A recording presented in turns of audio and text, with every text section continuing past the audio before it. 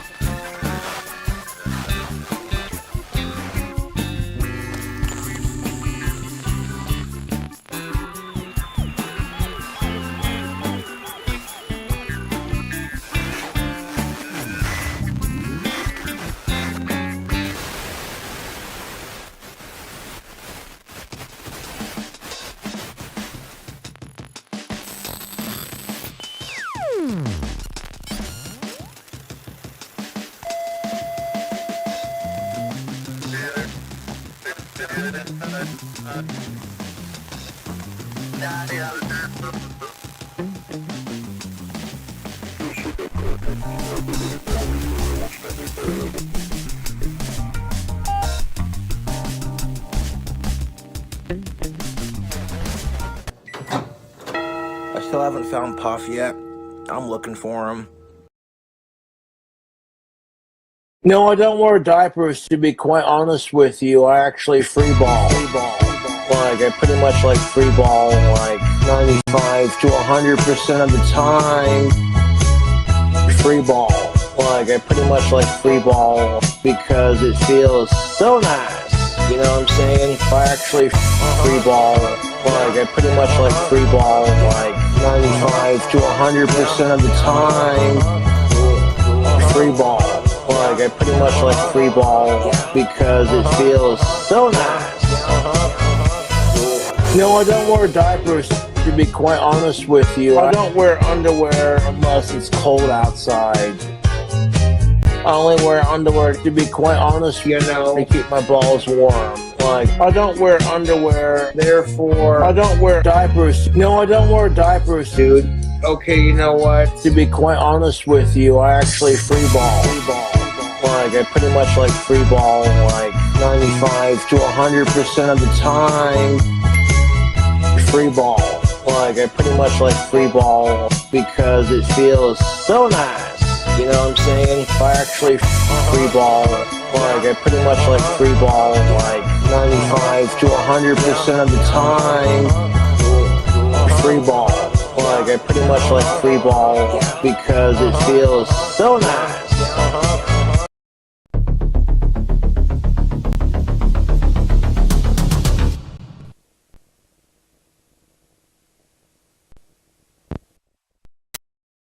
Bang, let's start the fucking show, eh? You're going to jail. I will never leave YouTube! I don't give a fuck about the fucking law. I'll beat your ass.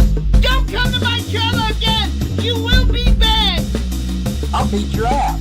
You officially entered the wet panty zone.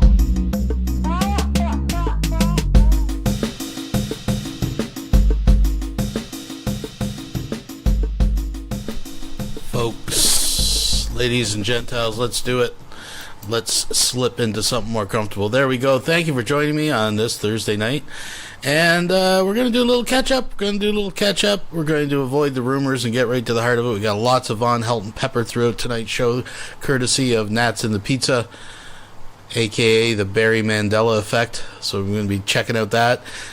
Goodbyes are hard, folks. Some people, it's easier than others, but Tila couldn't stay away. I'm sorry, I got to do it. There's a short Tila video she's put out since her original goodbye.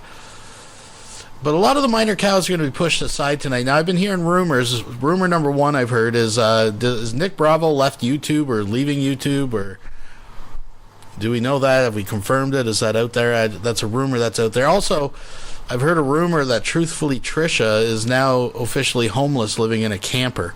I'm not sure about the status of that either, but those are some rumors that I've heard. But that along, I don't know, folks. We'll just put that stuff aside and we'll see what develops. But tonight is the quest for Lulz. That's right. We're going to do a quest for Lulz. Also, a shout out to Walnut Grove. That's who put together that video in the opening. And you know, I don't really have a whole lot to say other than let's get into it. I'm going to get the drink poured here, folks. We got a nice cold Heine ready to go. Get your mugs, get your glasses, get yourself a comfy spot, nestled in for a little bit. Here for a good time, not a long time, folks. Here's the official pour. Oh yeah. Try to take it slow, Can't rush it. Can't be too eager. Gotta show some restraint. Here we go. Oh yeah, that's a good pour. That's a good pour there, folks. Can't even hear it, can you? Oh yeah, right there. Right there. Let's have a little sip, taste it, little taste test. Oh yeah. Right there, folks. Okay, well, light them if you got them, folks. We're going to start tonight our music number a little something different. We're going to set the tone. Folks. And I hope you're with your loved one, but if you're not, this one's for you. Folks, thumbs it up.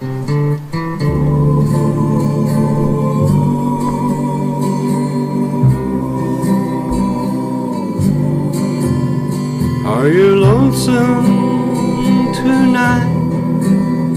Do you miss me tonight? Are you sorry we drifted apart? Does your memory stray to a bright summer day when I kissed you and called you sweetheart? Do the chairs in your parlor seem empty and bare? Do you gaze at your doorstep and picture me there? Is your heart filled with pain? Shall I come back again? Tell me, dear, are you lonesome tonight?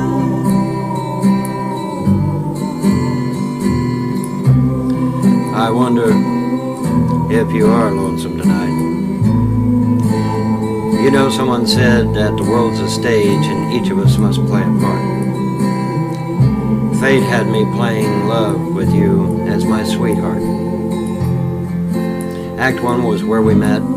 I loved you at first glance. You read your lines so cleverly and never missed a cue. Then came Act 2. You seemed to change. You acted strange and why I've never known. Honey, you lied when you said you loved me. And I had no case to doubt you. But I'd rather go on hearing your lies than go on living without you. Now the stage is bare, and I'm standing there with emptiness all around me. And if you won't come back to me, then they can bring the curtain down. Is your heart filled with pain? Shall I come back again? Tell me, dear, are you lonesome tonight?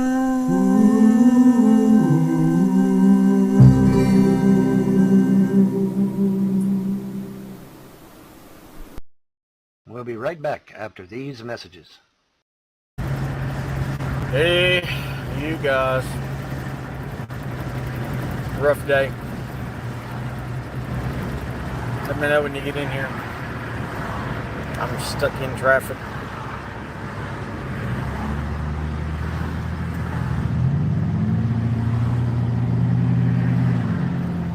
I told you guys a while back about a supplement. I was taking Happy Camper Magnesium. That stuff is like instant IQ to help you focus. They stopped selling it in the powder form where you just take like a cup and pour, or a small little, mix it in your drink. Now they just sell it in capsules. You're supposed to take 2 a day. And I don't get the effects off of the capsules like I did just off the straight powder. But I haven't had magnesium in like 3 days. And the confusion, the forgetfulness, all cognitive abilities, thoughtfulness, forgetfulness, I can't focus, jittery, all that stuff is back now.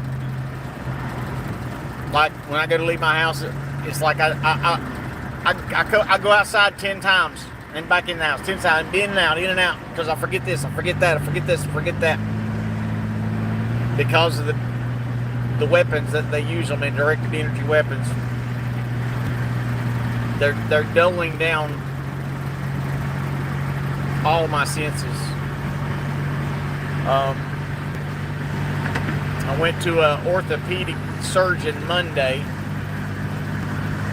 and got my shoulder. That was a messed up experience. I go in there and all these little young girls, they walk you here and walk you there, but these girls are just flying little short legs. Follow me, follow here, back and forth. So I followed them girls everywhere and did a bunch of x-rays, and I mean, it was painful. Then the doctor came in and it was like running us through there like we're cattle. He was all jerking on me and pushing on me and pulling on me, and I was like, dude, you need to slow down, man. I can't move this fast.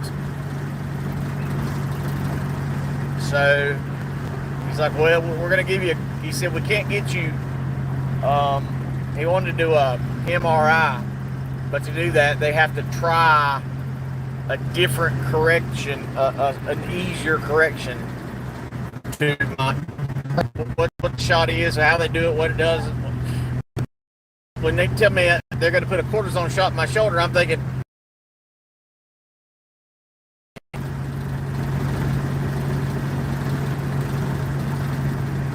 so I tell him, I said, dude, we need to go real slow. I said, because I get nauseous around needles. Now, I've got tattoos all over me.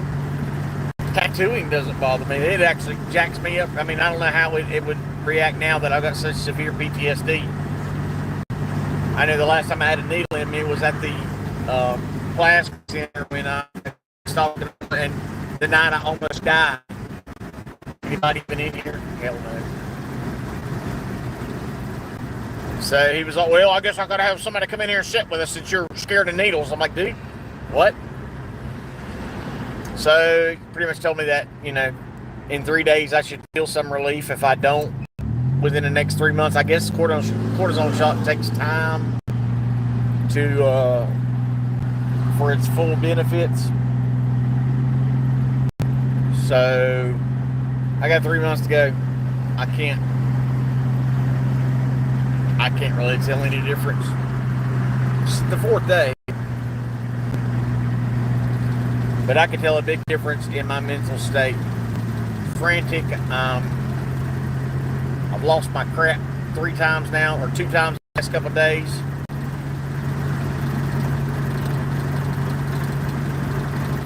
When you live with an addict, that is the hardest thing in the world when you're not an addict. I hate addiction. And the most dangerous addictions out there are the ones that are legal. These people, like the woman I live with, Tina, she is addicted to her cell phone. She has to be on it 24 hours a day. Stupid thing in her ear. And she gets home from work, she takes her clothes off, goes, makes something to eat, and goes to the back porch with her phone. Picks it or watch a movie or doing something. She cannot leave the cell phone alone. So I had a really tragic, traumatic day yesterday. My food storage, I've got a bunch of food I've got stored up. Well, guess what? You can't do that. I messed up big time. I thought that my food was in a safe place. Rats got in my food, and it's amazing the things that we eat that rats touch, and that tell you the dangers. I had Pop-Tarts put back, and rats destroyed the Pop-Tarts. I had, they love elbow noodles. A lot of the straight pasta that I had, they would not even touch. But they destroyed my rice. They ate beans. I mean, I'm going through my stash of food, and I picked one box up, and there are 10 rats sitting there looking at me. And I just start shooting. Pow, pow, pow, pow, pow, pow. That reminds me, I didn't reload my pistol last night. Dadgummit. So I lost about, just the time alone, the nasty boxes. These rats chewed through water bottles, and then inside the water bottles took the nuts and rice that they had and stuffed the nuts and rice inside the water bottles. as a little cocoon for themselves.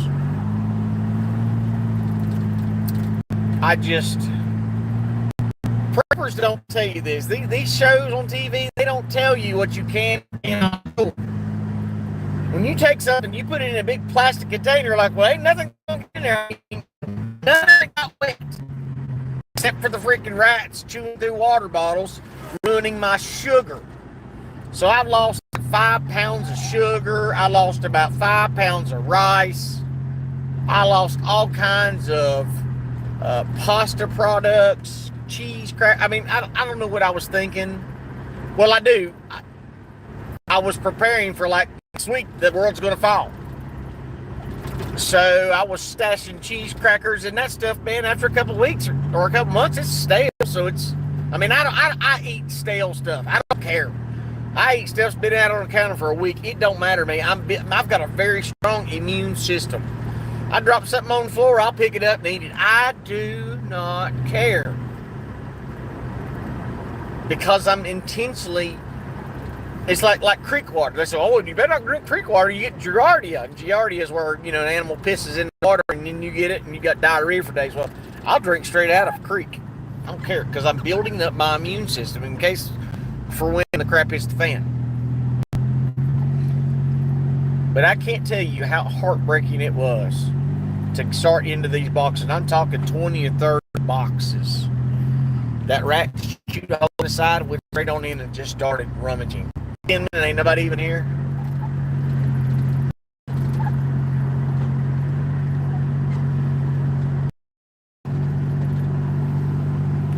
We'll be right back after these messages.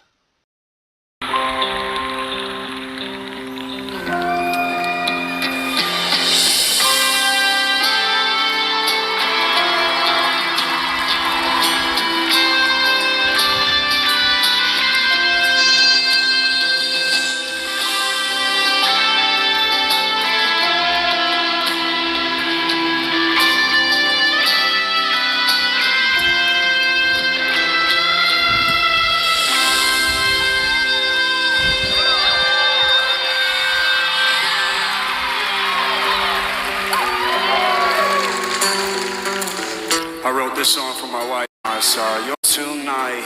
The moon is in panic, 'cause I'm too lonely. My baby, real too sad, lonely. I want you.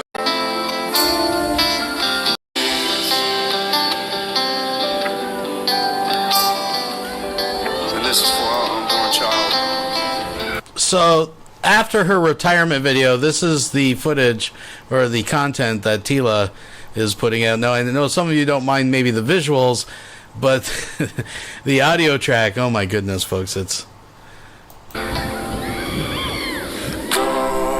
to sleep. Oh, gosh. All right, that's enough. We'll be right back after these messages. The gods are in control of my situation. That's the funny part about it. They won't, they've got me chained up good and tight, buddy. They'll only let me do so much because they know what my potential is. Apparently, they know my potential, and so they've got me on. What's the term? A limiter. Okay, they've slapped a limiter on me to limit my ability and what I can do, because they don't want me unleashed, and you don't want me unleashed. And the trolls sure as fuck don't want me unleashed, because my full potential is probably pretty amazing. Elsewise, why would they put a limiter on me, right? So they've got a limiter on me. You don't handle your shit, we'll handle your shit. Here, you go take care of this hurricane and blow it to fucking smithereens, which I did. Well, that bird flu thing's gonna be up next. Oh, the bird flu shit, yeah. Yeah, they can take their bird flu. They can take their bird flu and shove it up their ass. Okay. I was an orderly for 14 years, and I can categorically tell you that I've been around sick animals. I never got sick. I never once caught whatever it was they fucking had. I've been around numerous sick animals. It doesn't translate from an animal to a human. Mm-hmm. Humans and animals are different chemical makeup. We're different biologically. It doesn't transfer. Okay. I've been around numerous sick animals. I know veterinarians that have been around numerous sick animals. They don't get sick either. All right. This is bullshit. You see this gray hair? You think this gray hair is normal? No. My father, when he died at 75, all he had was 2 little tufts of gray right here on either side of his head. That's it. The rest of it was jet black. So why am I gray as fuck? Stress. Stress. I shouldn't be gray at all. I'm not no 75. I'm only 60. I shouldn't be gray at all. But yet here I am. I look like fucking Gandalf the Grey and shit. Why? Stress. You know, engage your fucking brain. With all this trans shit out there, it's impossible to know, in some cases, whether you're a real female, a fake female, or something in between. You know, I was looking at pictures of trans people from years and years ago, and you can't tell them from a real female now. And can you imagine going to a bar thinking you're picking up a girl and you're not? You know, and you bring them home and they got a bigger schnoz than you, or bigger schlong than you. Yeah, you put your hand up her skirt, you're holding a fucking tree trunk. Yeah, it's like, what the fuck, man? And if you don't believe that's a depopulation scheme by design, I'll kiss your ass, because it is.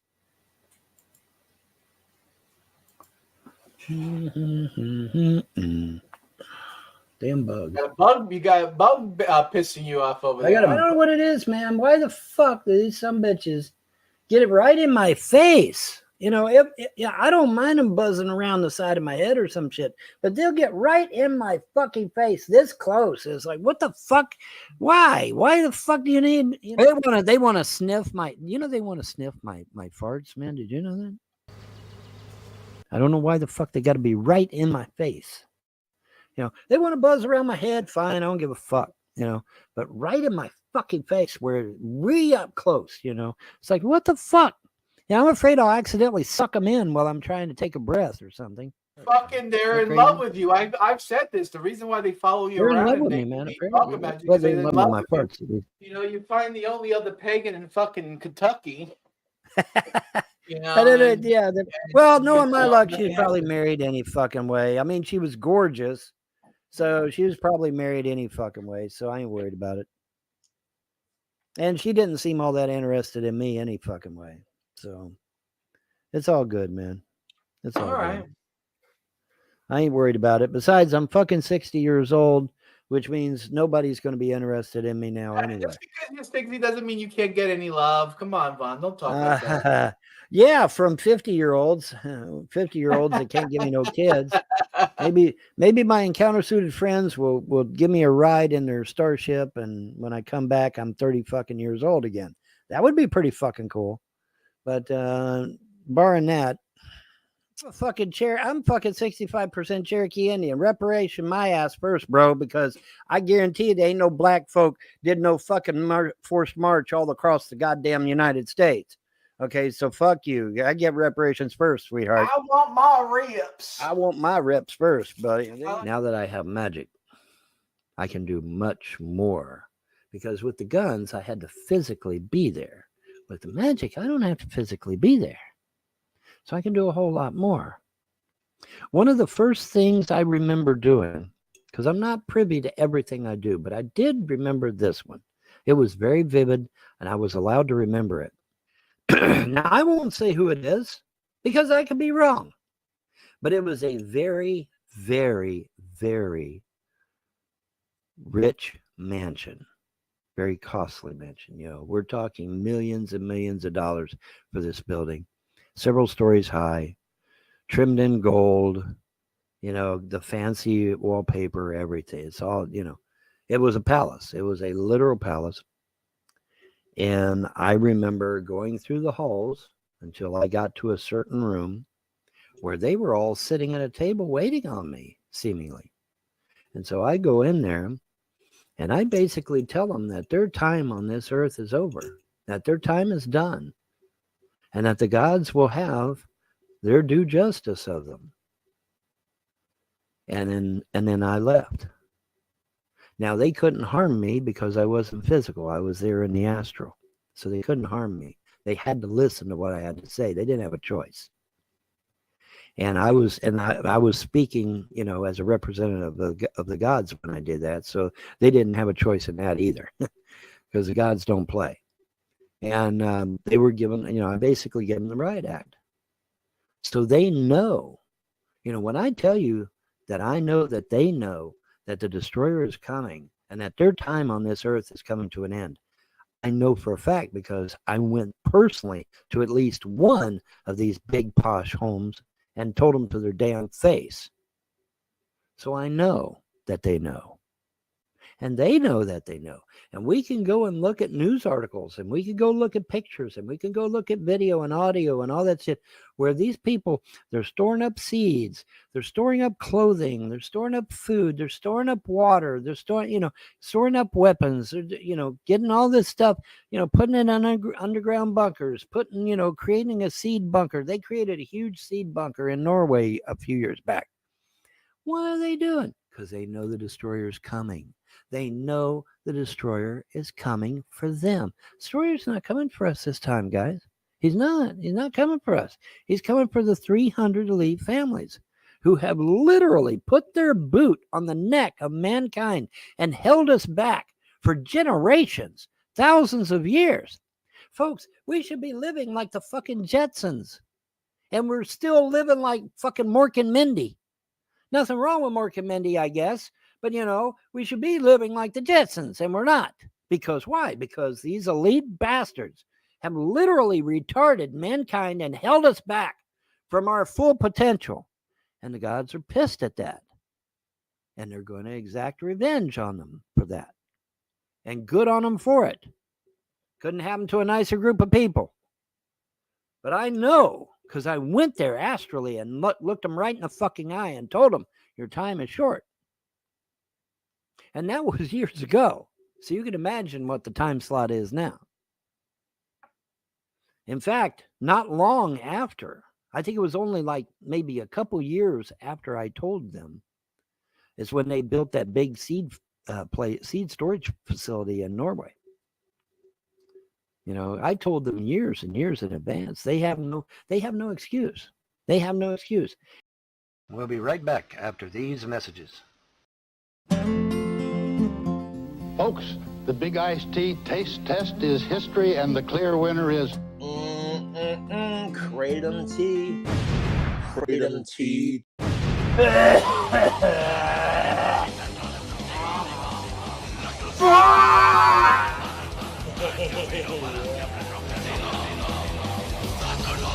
Gotta be this red blend makes it taste so good. See how satisfying iced tea can taste. Funky town. I am sorry, Wilson has just donated $2. Last time I saw a ghastly white face, a shrill voice like Vaughn's. He was the manager for The Undertaker. Ouch. Thank you very much, Wilson. Thanks for coming out, and thank you, folks.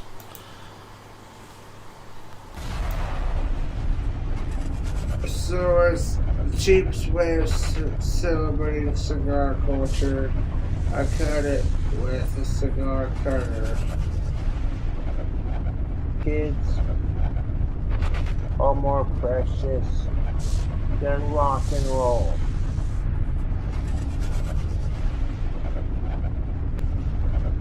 It says take one capful every 24 hours. But I'm a freak of nature to some degree.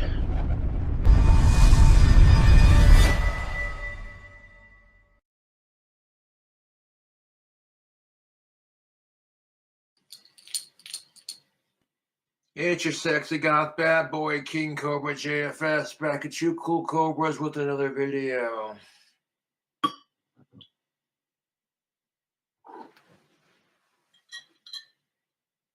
The new album is out. Most definitely, what's up? Well, I'm going to do a gender relations rant. No, because I know how much y'all love those.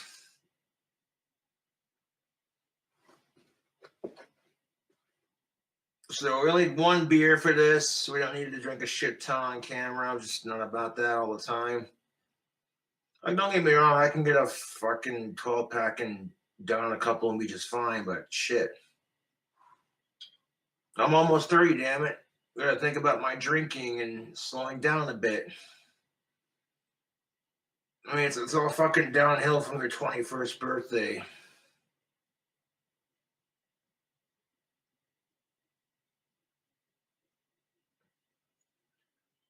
But here's something I want to say. I am so sick and tired of the stereotypes that are placed against single moms. That's bullshit. I hear a lot of men bitch about this crap, and I'm like, first of all, Slick, you want to bitch because you got to pay child support. Yeah, it's unfair that a lot of men get shafted in this area, but women, on the other hand, are the ones who had to carry that thing and nurture it and grow it like a bun in the oven.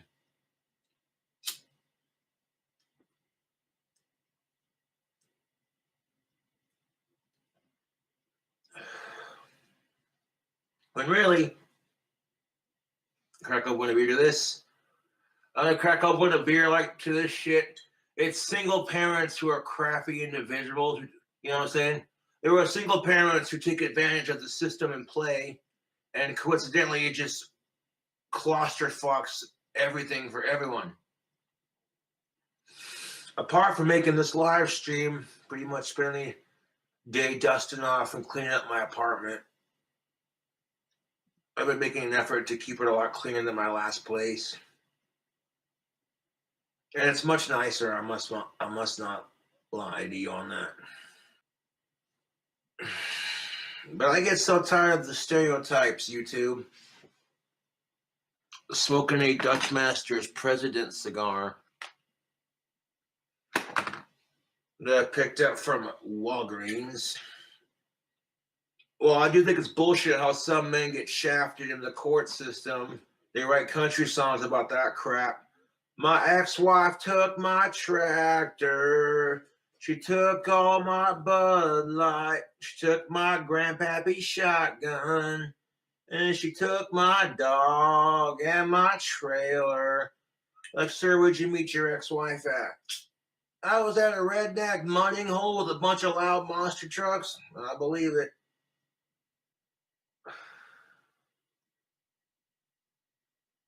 Take a couple puffs of my cigar, put it out, squizzle a beer, and just tell it like it is.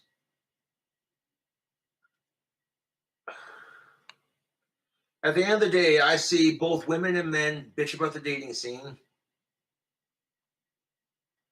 I'm going through a 3-year dry spell, and there are people out there who are dying of stage 4 cancer. Bigger fucking issues in the world, my guy. I got my nicotine fix. Set that in the tray. But yeah, man, celebrating a new album release with a fresh gender relations rant. But anyways, tubes, you can't let the system screw you like that. I mean, you try not to, but it involuntarily does. They get that one guy or girl in their life that treats them like crap and they refuse to let them go. Stop that. That's not healthy for you or your friends or your family. Don't want to see you like that. Just stop that. You will find someone better. You just got to try. You got to believe in yourself. Look at me. I'm almost 30, practically going bald. I got autism. I haven't had sex in 3 years. I don't let that stop me from talking to women. I don't even give a fuck about the sex. It'll happen when it happens, man. Keep making albums and selling me shame myself as an underground musician and watch what happens. And keep fighting for gender relations, because this is some bullshit that makes you go, people suck, I need a beer. No, love is beautiful. It's just, it's also ugly in its own weird way, you know? And that's what I want to convey on Love and Vanity, is how beautiful love is and how disgusting it can be. Because not only are women the gatekeepers of sex, but they're also reproductively responsible for bringing children into the world.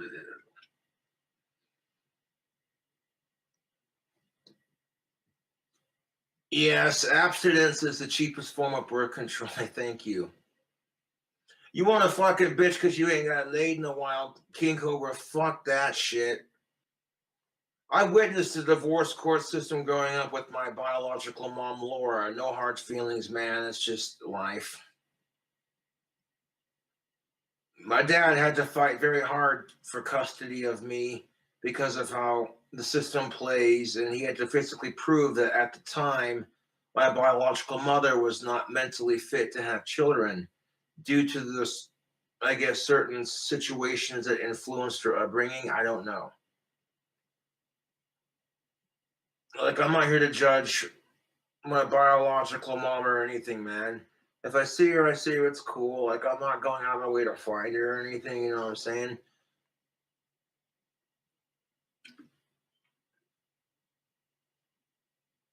She might be a different person. I don't know or honestly give a shit. And then all of a sudden, my stepmom's been more of a mama to me anyways. Fuck all that. But that's beside the point. All of a sudden, my biological birth mom's going, shit, Clint was the best guy she ever had. All these other fucking guys had some real issues like she did and didn't quite work out, did it? Shit. I'm not here to judge anyone, be honest. I get judged all the time. Oh, look, it's that goth dude with the wand. It's the goth Harry Potter. First of all, Harry Potter's a kick-ass series. J.K. Rowling's brilliant. Second of all, the glasses for Ozzy. Long live the Prince of Darkness. Yeah. Third of all, people would talk all that shit just like, you know what, Kilber's just doing his thing. And that's just it. When I did my Highland Cemetery video with the fucking Ouija board, as soon as I got done filming it, I saw a demon shadow dark behind one of the tombstones on Halloween in broad fucking daylight. It's just a little gremlin, demon-looking shadows. And I'm like, dude, that is sick. And I took the fucking beer bottle I was drinking and I put it in the trash that was there. You know what I'm saying? It's a goth thing. You probably wouldn't get it. I think cemeteries are pretty, but that's beside the point. You respect the dead. I thank you. Because it's just morally disgusting to mess with people's shit, man. Well, think about it. Would you want someone to fuck with you if you were sleeping alive? Now, love can be beautiful, but I've seen people do some really sick, disgusting shit for it. And it's just repulsive.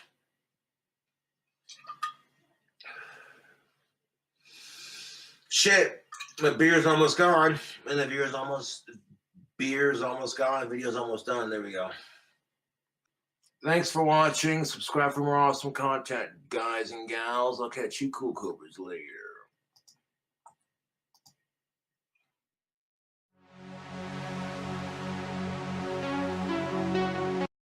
We'll be right back after these messages.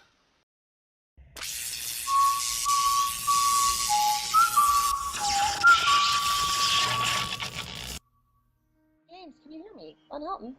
Yeah, I hear you. Go ahead. Okay. So, somebody directed me to something called Encyclopedia Dramatica.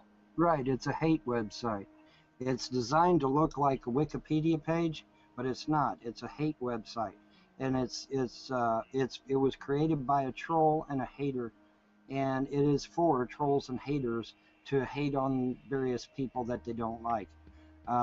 That's all it is hate site. They've been taken down more times than I have underwear. Okay, in fact, they had to go recently to a Norwegian URL because everybody was getting them taken down. And you know, last I heard, the Norwegian government's been notified, and they're thinking about taking them down too, because all they do is promote hate. They don't have any legitimacy to them at all. Most of the stuff that's produced on those pages is either half-truths or flat-out lies. And you know, yeah, it's garbage. It's worse. Okay. It's worse than the National Enquirer. Okay. Right. You have a page that is longer than, I don't know, like Rosa Parks. You know what I mean? Like on. Yes. I have legions of haters out there who are taking great delight in the fact that my marriage is over, and that they called CPS and tried to get my kids taken away from me. They've tried to have me killed. They've tried to get the CIA after me. They've tried to get the FBI after me. They've tried to get the local police and the state police after me. All of which has failed, of course. What about all your jobs that listed? So in your jobs that you've had, I just want to make sure. You were never in Kylene, Texas, and if you were, you didn't say that you broke up a pimp's operation, or that much is true. Yes, that much is true. And in fact, I was even working with local law enforcement in that fact. It's the one underneath that. It says you said that your balls were exposed to depleted uranium. Oh shit! Yeah, I served in the U.S. Army as a tanker, and the Sabo round is a round made out of depleted uranium. Yeah. You were a tanker. What was your MOS then? 19 Echo. 19 Echo was my MOS. I was a tanker. My tank was the M60A3 with TTS. What's this bit about? What's the bit about? Guys, you're stealing my thunder. Sorry. You're a space marine. I seriously have a question. Did you invent the stealth bomb? No. What I did was I submitted a design to NASA for a space and atmospheric superiority fighter, and that design eventually became the stealth fighter, minus the ion engines and minus some other modifications that I'd made. But the basic design, the angular design, the V-shaped tail, all of that, still pretty much intact. But they changed it enough to where that they could get away with it. They sold the design to Lockheed. Lockheed produced the aircraft. Okay, so can I ask What was this, like 1940? How old are you? I'm 51. I'll be 52 this October. So when did you give them the plans, dude? Like 1945, 46, 50, something like that? What doesn't it say on the wiki page? It's fucking impossible. That's okay. I'm gonna leave that one alone. Talk to me about this two-time quick draw screwdriver champion. Why am I echoing? You're breaking up. Let me mute. Who's got the echo? Oh, that was Vaughn. Two-time quick draw screwdriver champion. What is that? That is a joke about my wife who's schizophrenic and thought I pulled a gun out of my drawer when I was actually reaching for a screwdriver. And she thought I was reaching for a gun. That's mean. Well, of course. It's made by haters. It's made by haters, Ermine. You're not going to get the truth on that page. Okay, well that's why I'm asking you. Haters, trolls, and How naysayers. about DJ including one of the first rap concerts? Up in the hizzy. Now that is true. I did DJ work all over the continental U.S. That is true. That is true. Amateur chemist? Yes. Cryptozoologist? Yes. Amateur. Died and came back to life not once but twice. What's that? Died and came back to life not once but twice. Yes. Okay. Actually, more than twice. Now, I didn't read through every one of those. I'm sure there's a few. But you have to realize I read through more than half of them. So I would put this to be true. You haven't... No, because no. Well, you have to understand the reason it's not written it's not written in a way to try to get the truth out or try to tell the truth. It's a way to browbeat me and downplay me and get people to dogpile on top of me. That's what it's for. What's the Punisher? It says you're literally the Punisher. I did work for the government that could be construed as something similar to what the Punisher did. That's all. So you were a ninja type of person. I took ninjutsu. Yes, I am an actual ninja. I took ninjutsu in Dayton, Ohio, under Stephen K. Hayes. Actually, Stephen K. Hayes' apprentice, Mr. Boosie. I was his apprentice. I was Boosie's apprentice, whereas Boosie was an apprentice of Stephen K. Hayes, a Grandmaster of Ninjutsu. So that is true. I am a real, live, living, breathing, fucking ninja. For real. Right out of the horse's mouth. Yeah. That much is true. That much is true, and I'm very proud of the fact that I took ninjutsu training, and I don't shirk from it. And you did special ops for the government. I did not serve in special ops. I did work for the government. Let's leave it at that. I did work for the government. So was the Punisher actually based on you, do you think? Then? I don't know. Like I said, I don't know if like I said, I don't know if Kirby came out with the idea of the Punisher before me or after me. Is it true that you? Oh, sorry. I would say he probably came up with the idea of the Punisher before I did. But one thing is for sure, he got the idea from somewhere.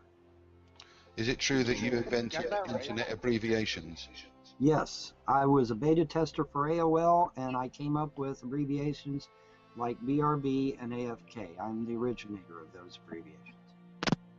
You can get that shit on copyright? Yeah, Did you yeah. copyright BRB? No, I didn't Is that legit, copyright dude? nothing. I didn't copyright nothing. No, I didn't.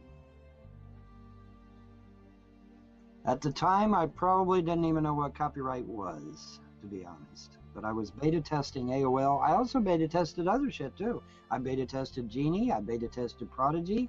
I beta tested, let's see, what was it? What was some other business software? I beta tested a lot of business software. And I beta tested a lot of games too. And I modded a lot of games. Our Citizen, right? I'm working on Star Citizen. I've got a few ideas in my head. What are you working on now?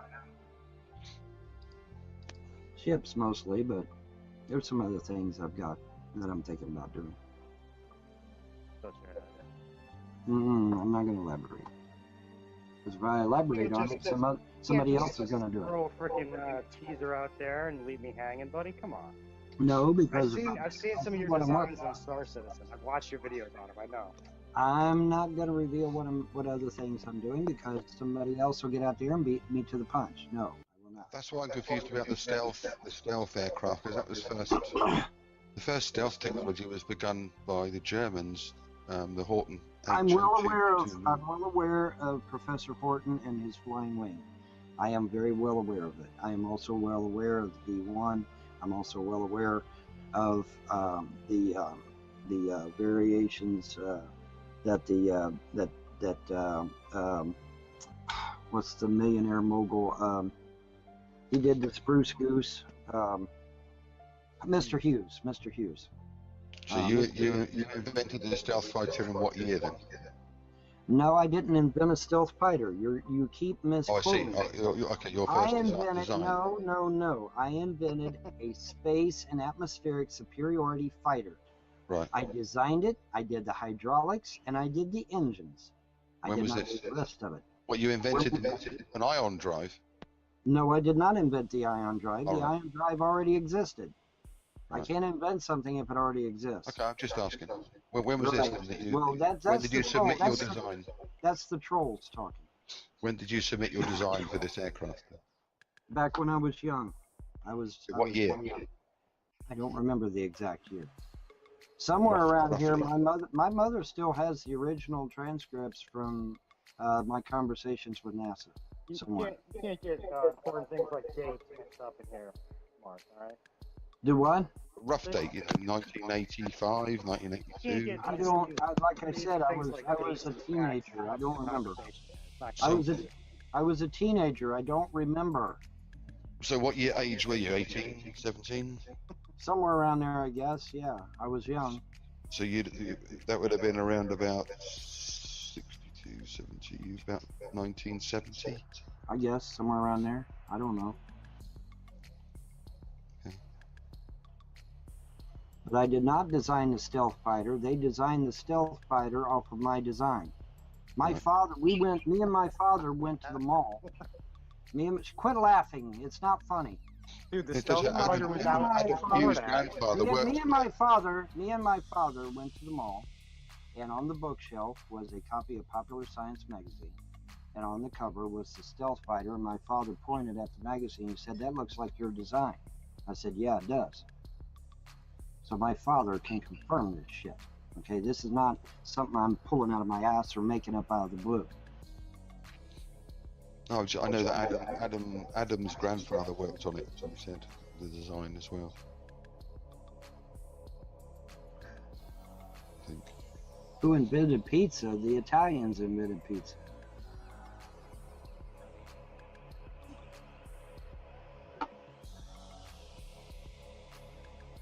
That's just, it's interesting to hear all this from the horse's mouth that people read about. That was all.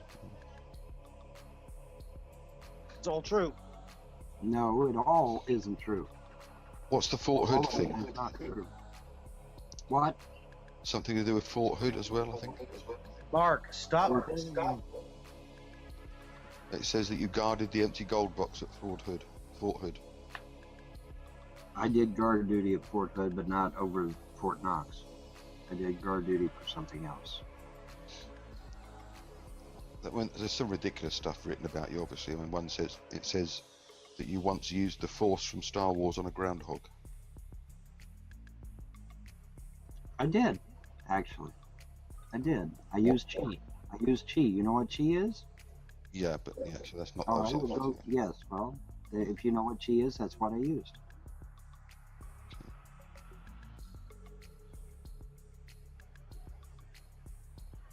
You're an amateur chemist, a cowboy. Yep, I still have. My mother still has pictures of Trigger, our horse, a gold horse with white hair. I think it was 11 hands, if I recall correctly. Very pretty horse. What? You also mentioned you had. How much is the measurement of a hand with horses? I forget. 4.5 inches. Something you stopped the Italian mafia on 2 occasions. It says. Okay. Maybe. Something convinced you, and I'm assuming it was empirical evidence. You've had quite an eventful life then. I've had a very rich and full life. Well, I've never been in a room with a real ninja before. Now you have, sir. Yeah. Now you have. I'll tell my kids later. It is a story worth telling. It's incredible. He will be remembered for years past. Let me tell you, dude. I mean, that's terrible that NASA stole his plans for that. He could have been a multi-billionaire by now. What would a man of his stature and what would he do with mere dollars? Yeah, nothing to man. He'd give it all away. Yeah, but I mean, it seems that even that honor was taken away from him.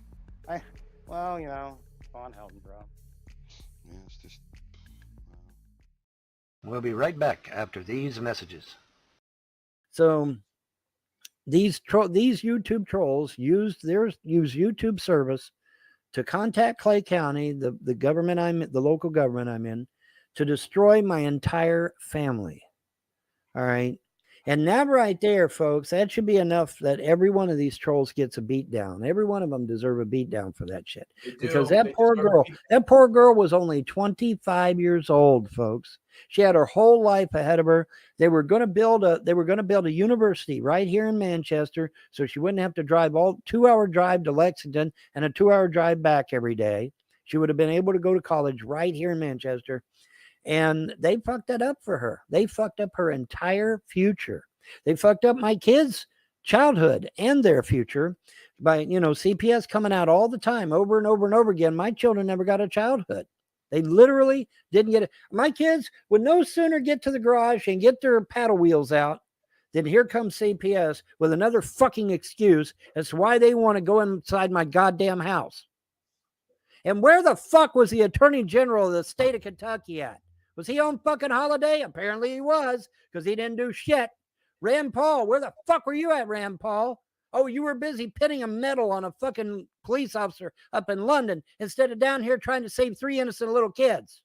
That's where Rand Paul was. Yes, now that my father's dead, my mother's dead, my wife is insane, and my fucking kids are gone, now he's finally going to do something, really? It took him 15 fucking years and being in 15 politics. fucking years, and he did shit. Nobody did.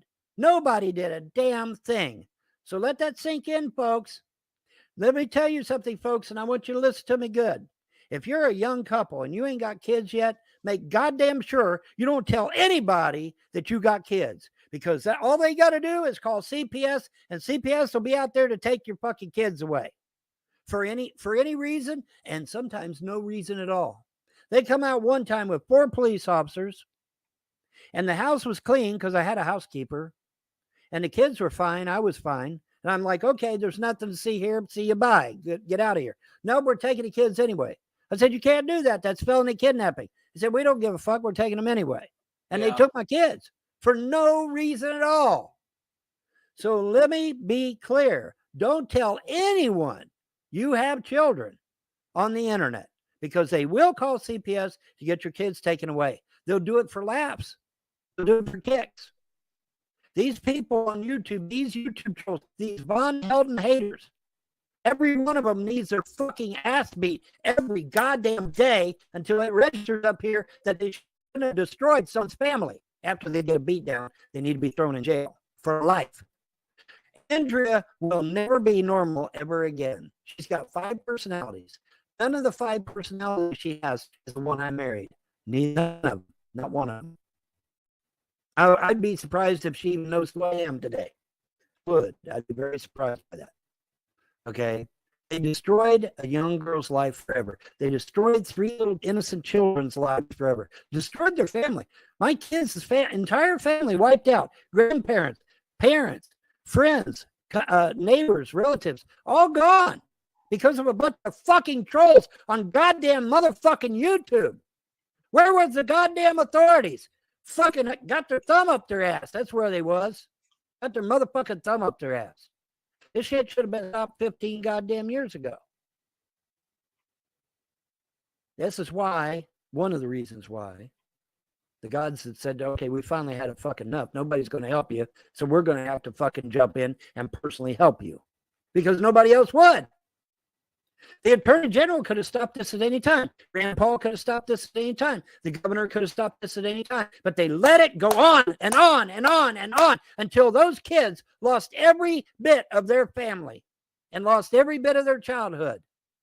And they still won't have a normal life because they're sitting right now in a county that has the highest record of COVID in the entire fucking state of Kentucky. 104,000 cases of COVID. And my kids are sitting right smack dab in the middle of it. Is anybody trying to get them kids out of there? Oh, fuck no. No. Nobody's trying to get them out. Why? Because they want them dead. Anybody that can't figure that out is a brain dead moron. Of course they want them dead. Or they'd have yanked them out of that fucking county in a heartbeat. When the foster parents got COVID and almost died, when the foster parents were hospitalized, my kids should have been yanked out of there fucking immediately and given back to their daddy, where there's no COVID. Not a drop. No COVID at all where I'm at. None. Zero. But no, we can't do that. Because the life of those children was not paramount. What was paramount was destroying a man's family. That was what was paramount. And there's no denying that. There's no getting around that. That's a fact. Now, I don't know what CPS told Judge Harris, and I don't give a fuck what they told him. Because every time they went in that goddamn courtroom, I caught him in a lie. At least one. Sometimes more than one. And has any one of them ever seen a day in jail? Nope, not a one. Not a single one. So let me tell you, young folks, I want you to listen to me good. I'm 60 years old. You better fucking listen to me, you dumbasses. Don't ever tell anybody on the internet you got kids. Never. Especially fuckwad trolls on goddamn YouTube. Because they will call CPS out just for laughs. They'll call them out just for fun. Just to make you suffer. Because they love that shit. They love making people suffer. Look what they done to poor Cyrax. They had somebody go out to Cyrax's house with a goddamn baseball bat to beat his head in. And him not even guilty of nothing. Trailer Park Elvis. He was living in trailer parks. They've literally forced him out of his own home and out onto the fucking street. These people are evil. And YouTube is doing absolutely fuck all to stop them. Nothing. YouTube could have stopped this shit 15 fucking years ago. They choose Why? not to. Why? Because it violates their terms of service. They have rules on harassment. YouTube has rules on harassment, but they never enforced them. They make money off the harassment. That's why they're not going to do nothing. They make money off of it. Like I said before, for those of you just joining, like I said before, everything you click on YouTube, they get paid because it's old software. The YouTube software was written years and years and years ago, long before Google. And it was written so that whatever you click on, they get paid for it. Long before advertising, long before anything else. If you click on anything on that goddamn website, they get paid. And this is why they love the trolls, because the trolls will fucking click on every goddamn thing on their fucking website. And they're getting paid. Cha-ching, cha-ching, cha-ching.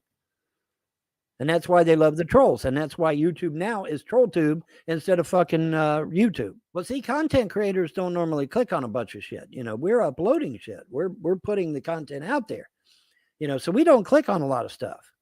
But see, these trolls, they click on every fucking thing. And YouTube likes that because they get paid. Everything you click on that website, they get paid for it. So that's why they like trolls so much and less so with content creators. All right. That's important. So young folks, listen to me carefully. Never tell anyone online if you have kids. And for God's sake, don't put them on the camera. Don't put them on the camera. Don't take still pictures of them. Don't take video of them. If you take a video of your kids, you make damn sure it never gets on the internet, because if it gets on the internet, they'll have CPS out there the next fucking day to steal your goddamn kids away. Yes, they fucking will. Especially if you're an anti-vaxxer. If you're an anti-vaxxer, I've already been warned. If you don't vax your kids, they will take them away from you, buddy. Yes, they will. Yeah. They don't They care. will. They don't give a fuck. There's They'll no take such your thing as kid. freedom. You can't tell nobody.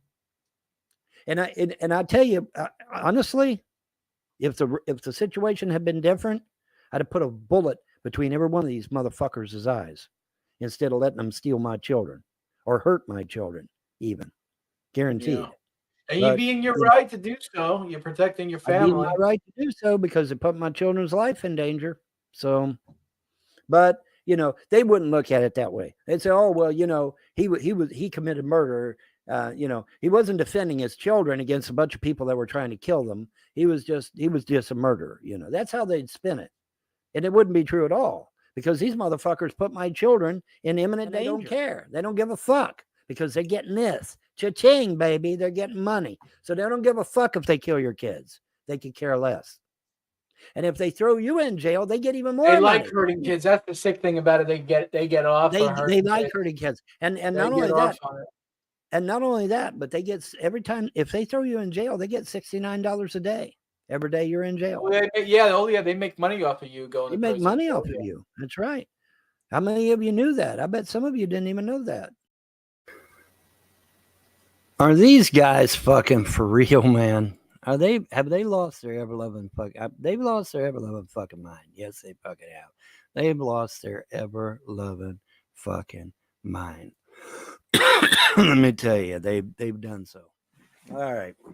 Let's get right into this shit. We're here to talk about Star Wars. Because everybody's saying, "Oh yeah, George Lucas is coming back." Rumors are flying that George Lucas is coming back.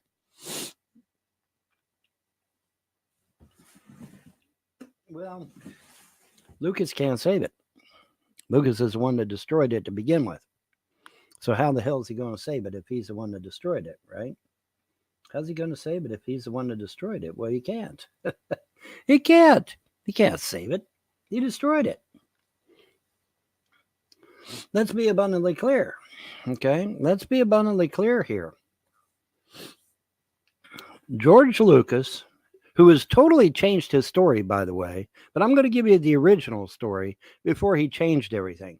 The original story of how he got Star Wars was that the gods literally give it to him in a dream. Now, he didn't say the word gods, but he did say he got it in a dream All the first 3 Star Wars movies were literally given to him in a dream, and he got up and wrote the shit down on a notepad. Now, if you go on the internet and read today, he has totally changed that fucking story. No doubt under pressure of some kind, but he totally changed his fucking story, which pisses me off. Now, here's the problem. The problem with Star Wars is that the first 3 Star Wars movies were about the Jedi religion. I mean, they even wore monk robes, for fuck's sake. They wore monk robes. They were a religion. They had a god called the Force, who Yoda exclaimed was, in us, around us, through us. It binds the universe together, et cetera, et cetera. Yoda explained it all very, very thoroughly and very, very completely. And the first 3 Star Wars movies literally established a real religion that a lot of people actually changed their religion to the Jedi religion, because the Jedi religion made so much goddamn sense as opposed to the bullshit we have today, other than freedom religion, of course, or maybe Wicca. But according to, most of the bullshit we have today, the Jedi religion made sense. And a lot of people actually changed their religion to Jedi religion because of that very reason. And then you say, well, now, what's the big deal? Okay, well, let me frame it up first, because Han Solo said in the first Star Wars movie, he said it plain as day. He looked at Luke Skywalker and he said, I don't need your hokey religion. Okay, so let's be clear here. The Jedi were a bunch of monks that worshiped the Force as a god. Let's be clear on that, because that's important. That is the pivotal situation here. Okay. Now, after the first 3 movies comes another movie called The Phantom Menace.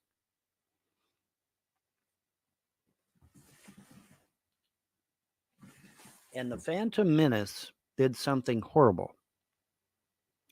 It took God, the Force, and translated it into a bunch of goddamn chemicals in your bloodstream called midichlorians. And let me be abundantly clear. I wasn't the only one that got outraged, got up out of my chair, and walked out of the theater. A whole shitload of people got up and walked out with me. And the attendant at the door was even like, where are you guys going? The movie isn't over. I said, it's over for us. It's over for us. And it was. And I never went back to Star Wars after Phantom Menace. I tried. I wanted to. I mean, I checked out one of the animated series called Clone Wars. I checked it out. It was animated. It was cartoon. I checked it out. But I just couldn't get back into it. I'm sorry. I mean, they radically changed the whole fucking fundamental purpose of the goddamn Jedi religion, because they're not a religion now, because they don't have a god anymore. You get it? Now, the only possible explanation I can come to is that the Bolsheviks, who are in power of the fucking media, convinced George Lucas to go with the atheist route. That's the only thing I can come up with. He was pressured, or perhaps paid, to go the atheist route and to trash the whole fucking Jedi religion, trash the God Force, trash everything. Because everything. Once you change the Force into just a bunch of chemicals, you've radically changed everything about the damn series of movies. The direction has been radically changed at that point. And like I said, his original story on how he got the first 3 movies, he got it in a dream. In other words, the gods literally gave it to him in a dream, and he wrote the shit down when he got up the next day. He wrote the shit down on a notepad. And now he's totally backed away from that. Why? Because Bolsheviks in the fucking media, I will remind everyone, Bolsheviks control 90% of our media. And Geeks and Gamers touched on this. The Quarterling touched on this. That Star Wars girl probably touched on this, although I haven't seen her video on it. But here's the problem. The problem is that it cannot be saved. It just cannot be saved, because once he created the Phantom Menace and created the fact that the Force is not a god anymore, it's just a bunch of damn chemicals in your blood, that destroyed the Jedi religion, because you can't be a religion if you ain't got a fucking deity, right? I mean, common sense will tell you that. All right, so the Jedi are no longer a religion. Okay, so that begs the question, why are they still wearing fucking monk robes if they're not a religion anymore? But anyway, I digress. You know, they can't be a religion if they ain't got a fucking god. Well, they don't have a god anymore, because he's just a bunch of fucking chemicals now. So they ain't no fucking god. It's just chemicals. So it's not a religion. It can't be. Not a legit one anyway. So it's just bullshit. It's bullshit and lies at that point. All right. And like I said, the Bolsheviks in media is the ones that did this shit. I'm absolutely convinced. George Lucas bent the knee to the atheist lobby run by Bolsheviks in our fucking media. Period. End of story. And destroyed Star Wars forever. So Star Wars is never, ever coming back. It's never coming back. It's on live. It was on live sport. I think it's finally dying. Finally. You know, but it was on live sport there for a while. I think they had the Mandalorian TV show come out for a while, and it was all right, I guess. But it's dying. Star Wars is dying. Let it fucking die. George Lucas doesn't give a fuck. He bowed the knee to the atheist Bolsheviks and destroyed his fucking franchise. George destroyed it. Let's be clear. George fucking Lucas destroyed his own goddamn franchise, listening to a bunch of motherfucking, and that's the truth. That's just the fucking truth. Because if he hadn't come out with that damn movie, The Phantom Menace, Star Wars would still be booming to this day. I am absolutely convinced of that. The gods literally gave Lucas that goddamn movie, and he threw it away for bullshit and lies. Unfucking believable. You know, but there, you know, I just can't believe that, you know, people don't get this. Apparently people are not getting this, and this is not hard to figure out. It's pretty damn easy to figure out. When the gods give you something and then you fucking toss it in the trash, what do you think the gods are going to do? They're going to put a curse on your shit. You ain't going to prosper after that. Common sense will tell you that shit. You're not going to prosper after that. You're always going to be fraught with problems. Just like the Star Wars franchise has been, right? Yeah. Ever since, right after the Phantom Menace, Star Wars started having problems over and over and over and over and over again. Why? Because they left what the gods had given them. They strayed from what the gods had given them, and that's unfortunate. You know, but nobody. Well, let's be clear.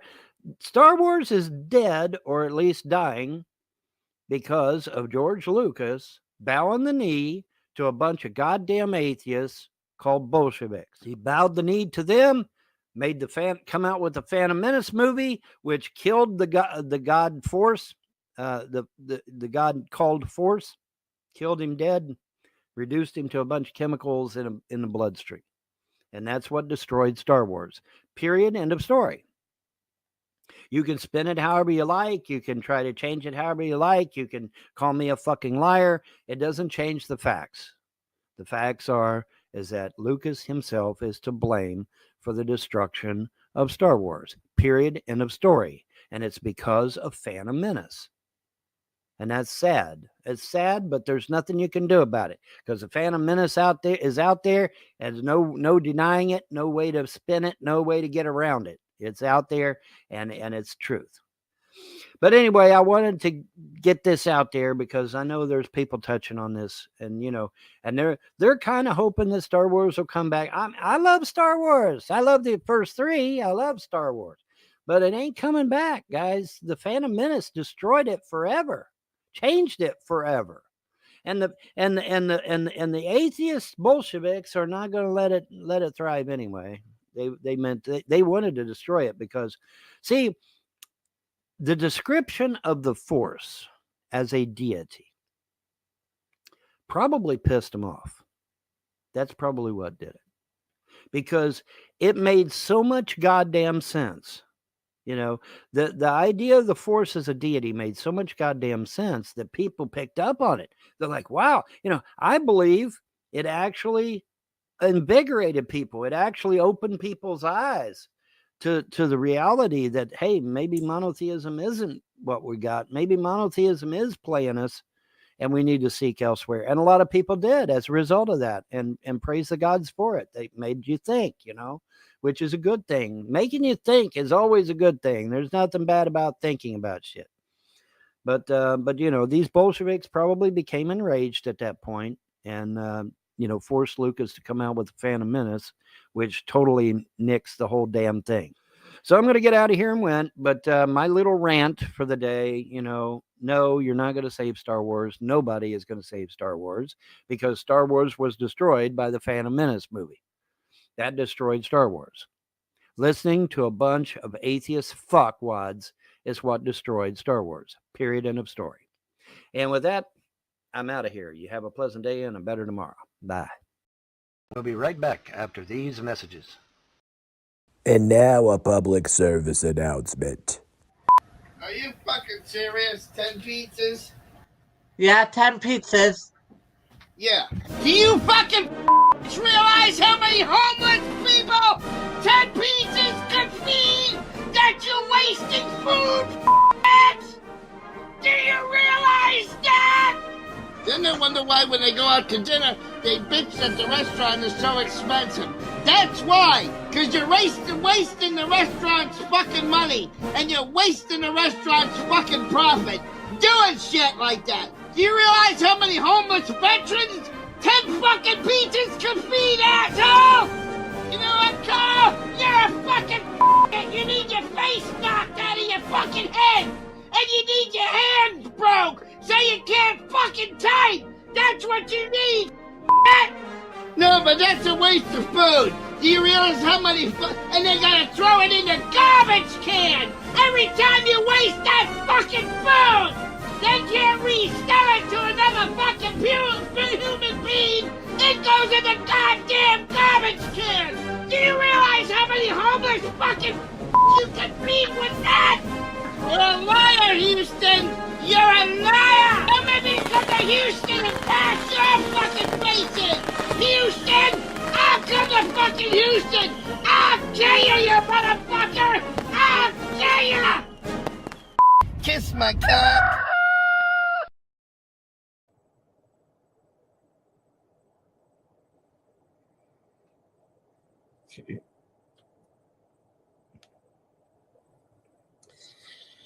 All right, the little red sign says to be alive, be alive, be alive, be alive, be alive today with a couple of stupid fucking assholes, or should I say morons, that came across my desk this weekend while I was streaming The Deadliest Catch on my Roku channel, okay? So everybody knows I was streaming The Deadliest Catch on my Roku channel, and I got 2 email notifications during the marathon of these 2 stories that I'm going to show to you. Now, you might notice that on the screen right now, I have the video obstructed a little bit. Okay. And I see the circles moving, so I know we got fucking audio, so we can turn on the fucking video now. So when they send you these notifications on the phone, right? Because your phone is so small, they send you these notifications on your phone, and they only show you in the notifications the first 3 or 4 words of the news article, right? They only show you the first 3 or 4 words of the news article, and they want you to click on it. Okay? Like I said, this news story notification came in while I was doing the Deadliest Catch marathon last weekend. We're going to have another one this weekend on the Roku channel, by the way. Last week we played season 16. This week we are playing season 17. And then the weekend after that, 18. And then the weekend after that, 19. And then emo will be all caught up with fucking Deadliest Catch. So anyway, the reason why I have the page extracted is because I only seen the words you're seeing now, what I'm showing you on the screen. Taurus Mauled by Bear. Taurus Mauled by Bear after, okay? So then I click on it because it came in as an email notification.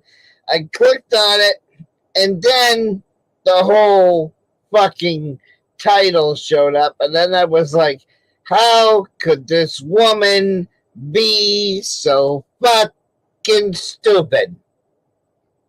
So when looking at what we got now on the screen, Taurus Mauled by Bear, right? I'm thinking, oh, maybe somebody was at a national park. Maybe somebody was camping.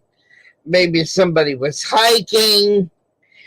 Maybe somebody was doing ATVing or some form of recreational, activity, right? Because those are normal places where people can get attacked by a bear, right?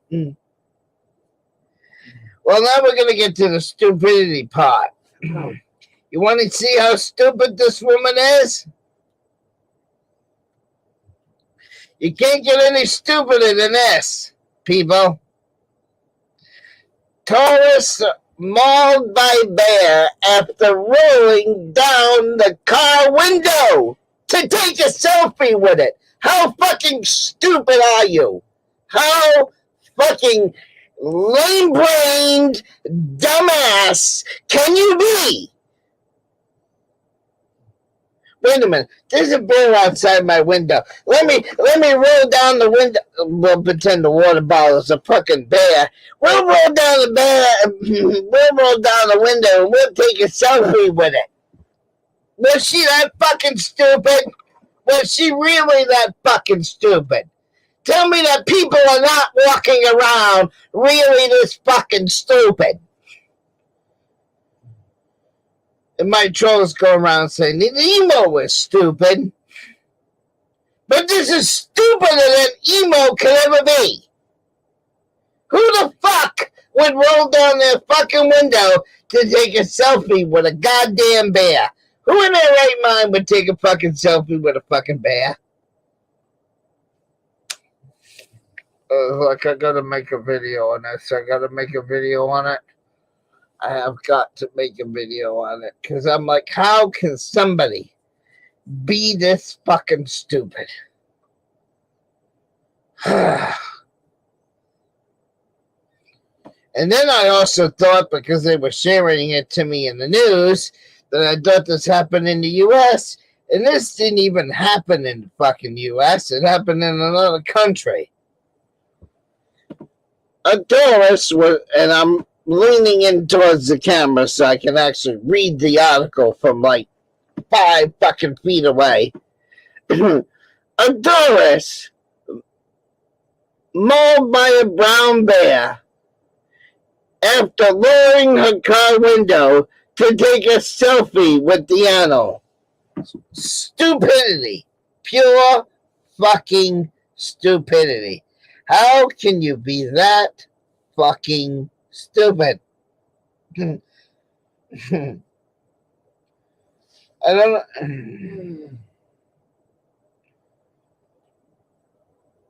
And the trolls attack me for being stupid. How much stupider can you get? Jesus Christ. On Monday, a 72-year-old British tourist, okay, of course, this happened to happen in the UK, right? Tourist, and I'm not going to announce her name, was attacked by a wild bear as she rolled down her window to take a photo with it during a drive-through. So the bear was near a drive-through, I guess, in the something mountains of Romania. Okay? Why would you roll your fucking window down and try to take a fucking picture with a fucking bear? Why? Why would you be that fucking stupid? Can somebody tell me why the fuck somebody is this fucking stupid?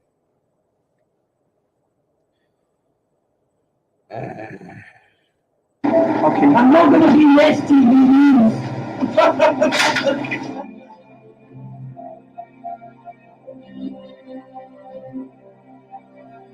I will give you guys the link to this in a minute.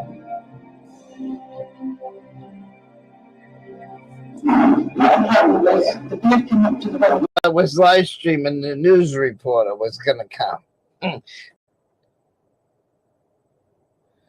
Gets news that the cap and gowns have been delivered, and FedEx sends a confirmation, and this is a screenshot of the fucking package sitting on top of a goddamn cocksucking motherfucking dumpster. How stupid can FedEx be? Okay? How the fuck stupid can FedEx be?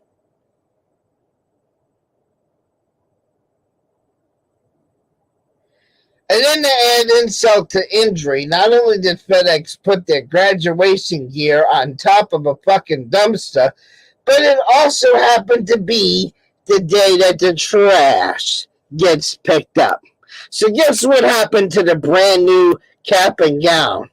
The truck came along, picked up the dumpster like they normally do, picked up the dumpster, put it over the cap, because that's shook the fucking thing, and a brand new cap and gown went in the fucking trash. How can FedEx be this fucking stupid? I can't make this shit up. I can't make this fucking shit up. Let me see if I can make this bigger. Come on. Okay? And just to show you that I'm not lying, there's the package sitting on top of the fucking dumpster. We're outside.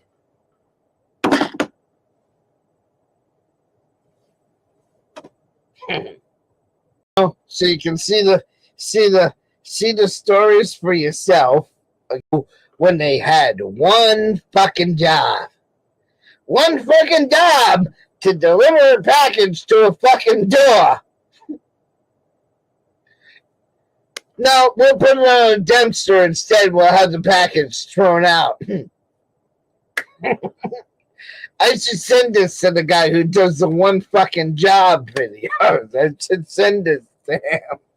That's a prep video. Oh, that's another prep video. That's a catch. That's Alex Rosen doing a catch. PP Southwest Texas, also known as NVCap. See, I've started the video, haven't even finished that one yet.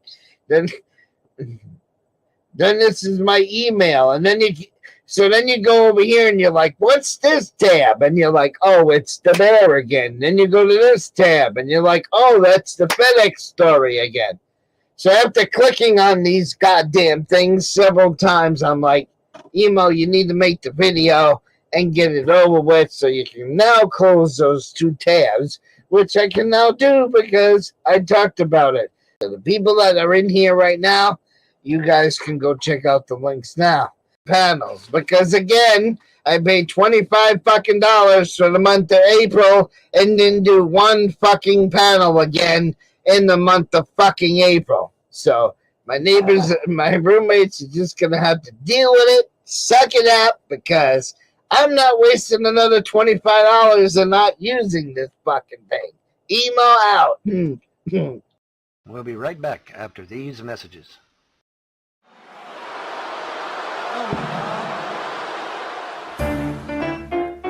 Oh, the Germans just joined with the Japanese. And we might let us join them too if we say please.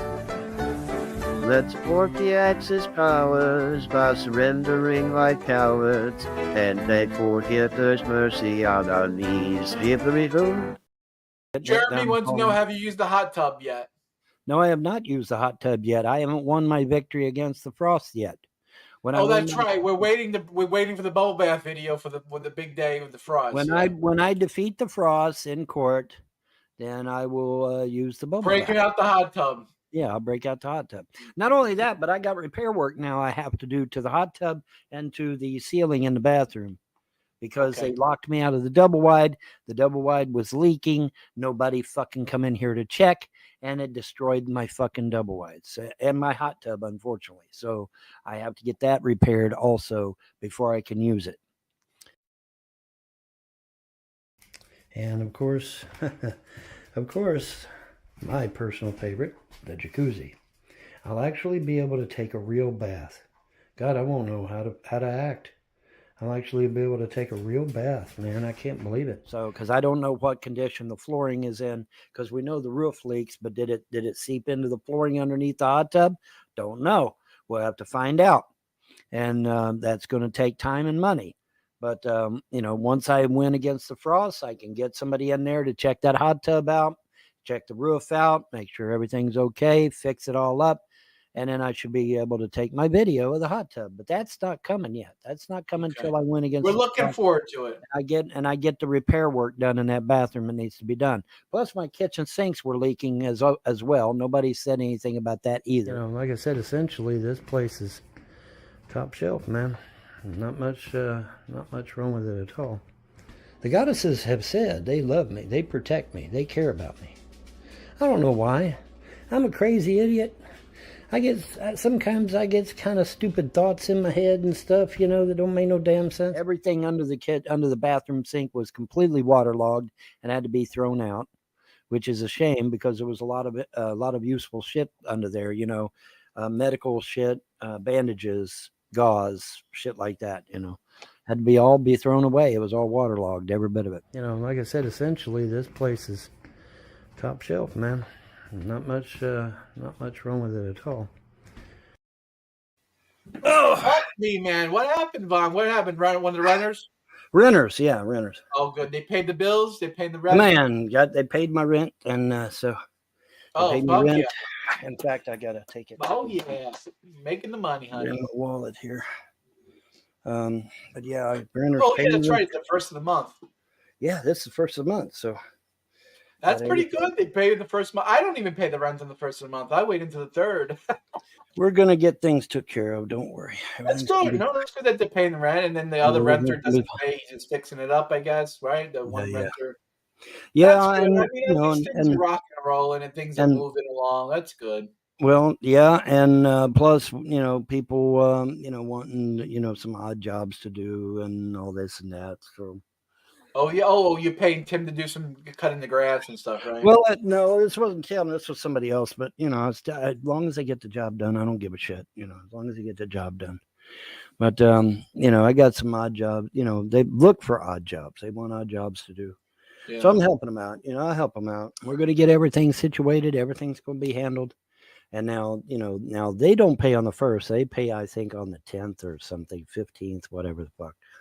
So we'll get that took care of. And then, the other ones, when we get them moved in, they'll be paying on the 10th, but that's okay. I don't mind that. As long as I get paid, I don't give a shit. But everything's going to be worked out.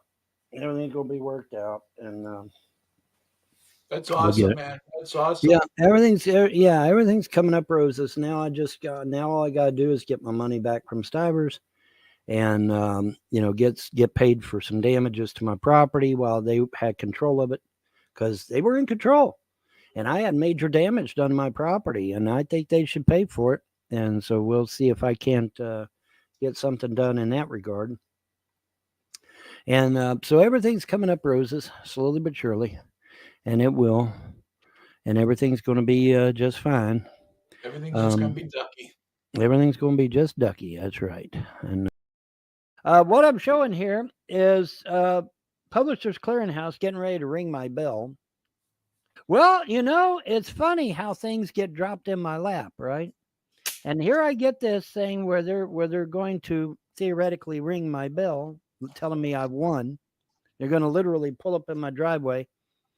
And so, you know, I just thought I'd show that to rub it in the fucking face of the trolls, just on the off chance that little white minivan pulls up in my fucking yard, or in my driveway rather, and fucking hands me a big ass fucking check about this big, with thousands of zero, with about four or five sets of zeros on the fucker. So we'll see. But I just, you know, coincidences, right? You know, coincidence. I mean, Alex Jones, aka Bill Hicks, is a billionaire. Okay, the motherfucker could give me $1 million and it wouldn't even fucking break a sweat. I don't want anything to help people that are literally over there starving to death. I don't want anything from him. I do. Because you don't need to obsess over the man. 20 years ago. I don't know anything. I wouldn't mind a couple of bucks from half of his content is my content from 20 years ago. Fuck yes, it is. I can show you with evidence where I've got the message out long before Alex Jones does, and he's got a goddamn staff of people. Well, information is free. In a fucking trailer. Does he charge people? I put the shit out long before Alex does he charge people? Did anybody ever fucking give him credit? Fuck no. No, it doesn't matter. Does he charge people? Sammy, you made your point. Sammy, we got it. For getting the shit out there. Yeah, well, bullshit, man. That's bullshit. All the work he does. Sammy, we got the point. We got it. He does not charge people for the information. It's a dead mole rat, man. That's a minute, man. That's oh shit! There they go. Whoa. There they went. There they went again. I forgot to disable these damn adult mods, man. I should have disabled the motherfucker. Dude, I got a video of a real live female with tits bigger than that. And she's on TikTok talking about some shit. Right. And I got Reese cups. Oh, of course you gotta have the Reese's. I got the Reese cups. Of course you gotta have Reese's. All right. Now, this is called Laguna Lemonade. Baja Laguna Lemonade. Laguna Lemonade. Wow. Yeah. I have to find that. I have to get that now. Yeah, Laguna Lemonade. I kind of like the Baja series. The Baja series. We're going to see what it's like.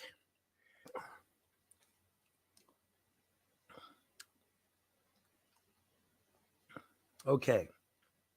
Does it taste like lemonade? It tastes like... I think it tastes kind of like a tangerine. It's not an orange. Right. It don't taste like an orange. It tastes like maybe a cross between a tangerine and a lemon.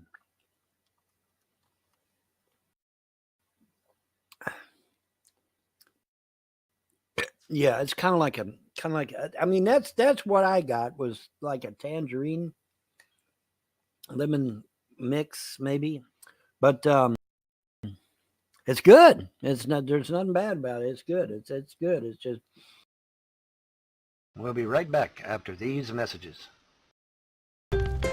Oh, folks, we got a tobacco situation, the finest quality in all of Eastern Pennsylvania. Sprinkle that tobacco, click it up, and then you've got yourself a Red Rollies. It's a Red Rollie right there. It's a perfect cigarette. Let's check out some individual reviews. Don't forget to drink plenty of water. Get behind me, Satan. Red Rollies. No.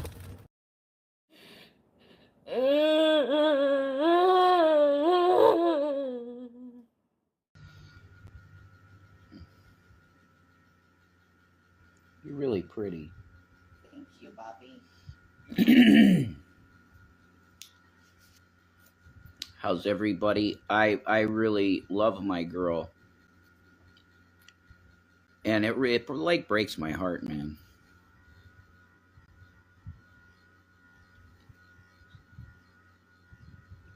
It really like breaks my fucking heart.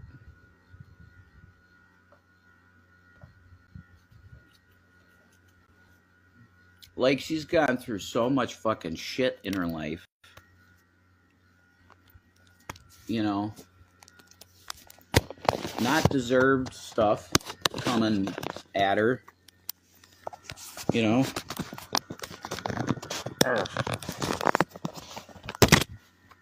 Had to take the case off this, sorry.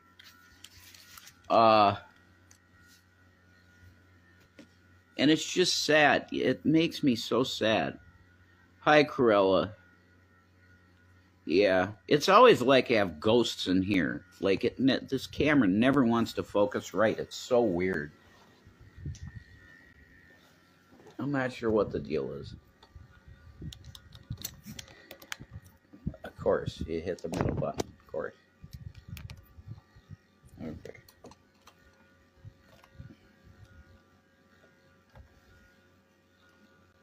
It's really cool, though. That effect is pretty friggin' neat. So, this was definitely worth the money. Like, I don't know how much equipment out there is actually worth the money that you pay for it, but don't get sad, get glad. Yeah, I hear you. I hear you. Hi, blinging things. Yeah, it's just like so many years and years and years that she's had like shit, you know, and people be abusive and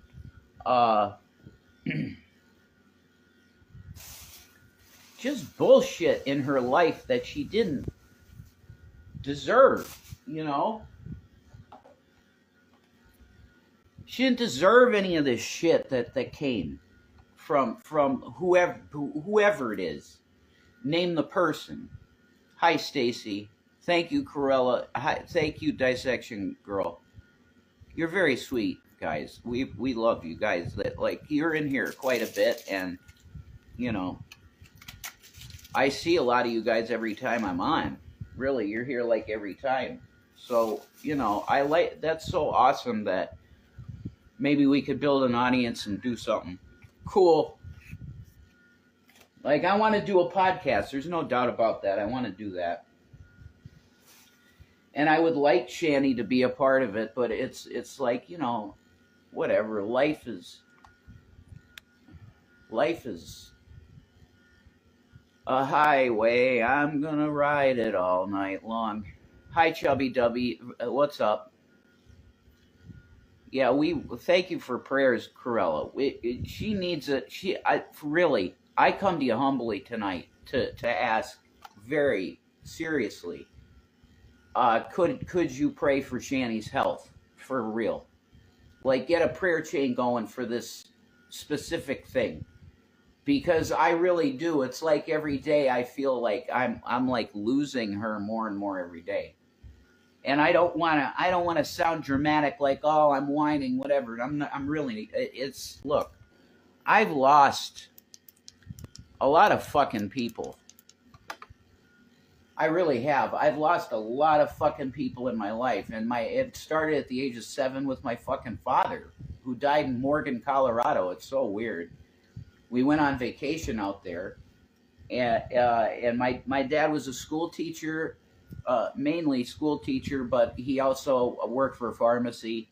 He was a chemist, and he taught chemistry, and he also drag raced. He was like a drag racer locally, and won like trophies and shit in drag racing. But loved cars. But I don't know. I feel like the Lord's coming, because I feel like my family is like closer. Like, I can't even understand what that would mean. Like it, heaven's like dimensional, right? It's not really a place somewhere, or is it?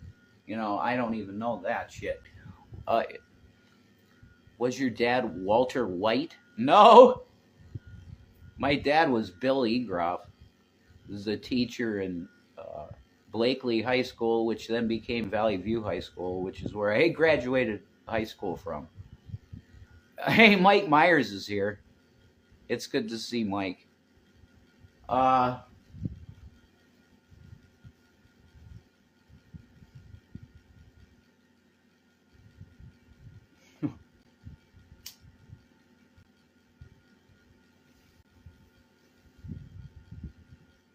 So,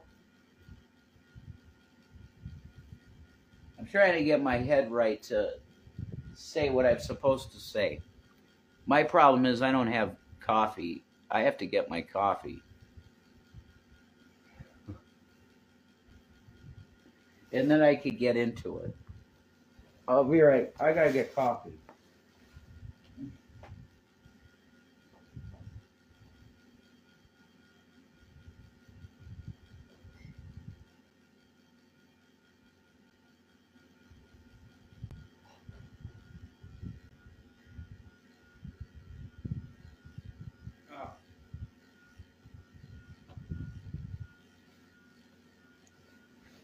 We had some money come in, so I was able to get $4.99. Nice thing of Folgers classic roast. When it comes to Folgers, there's nothing. I don't know, man. That commercial, you know, in the 80s, that the guy wakes up and it's steaming hot, the Folgers. You know, if he spilt it on his leg, he would have horrible burns. You know, the dude.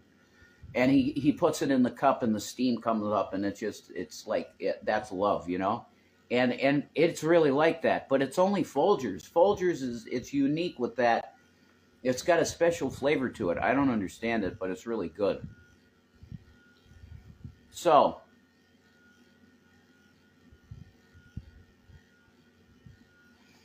I got a lot of things that I want to talk about, to be honest with you.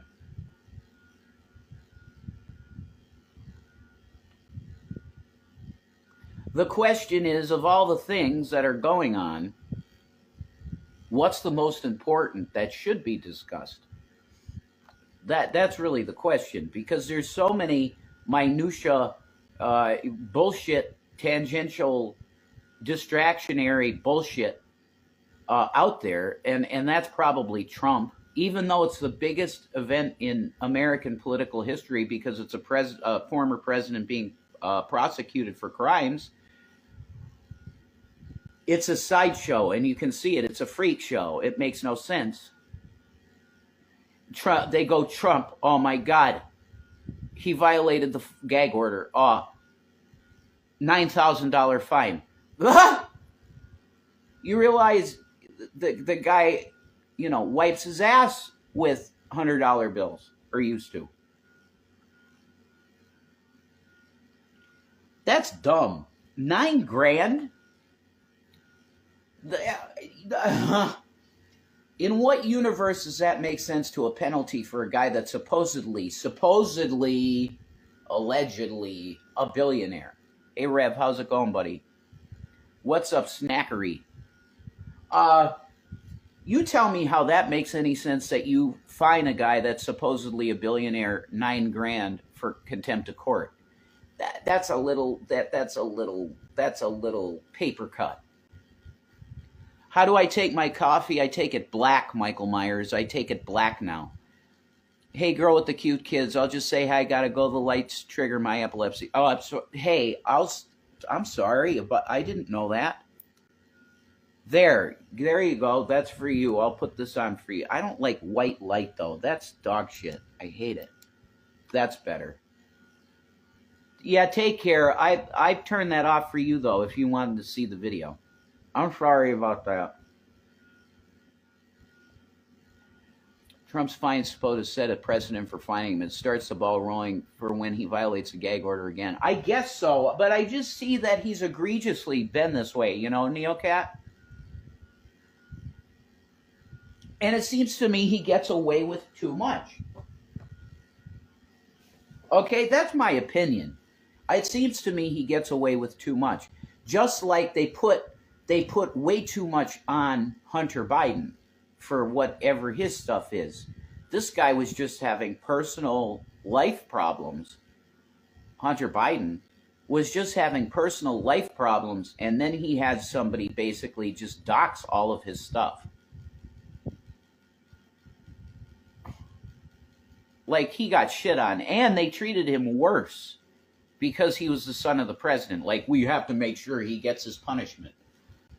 He's just a drug addict, and he was engaged in reckless stuff, and you guys dox him and then revenge porn him. MTG should be sued by him for porn, revenge porn. That girl is fine with me. Hey, what's up, Chubby Yusa?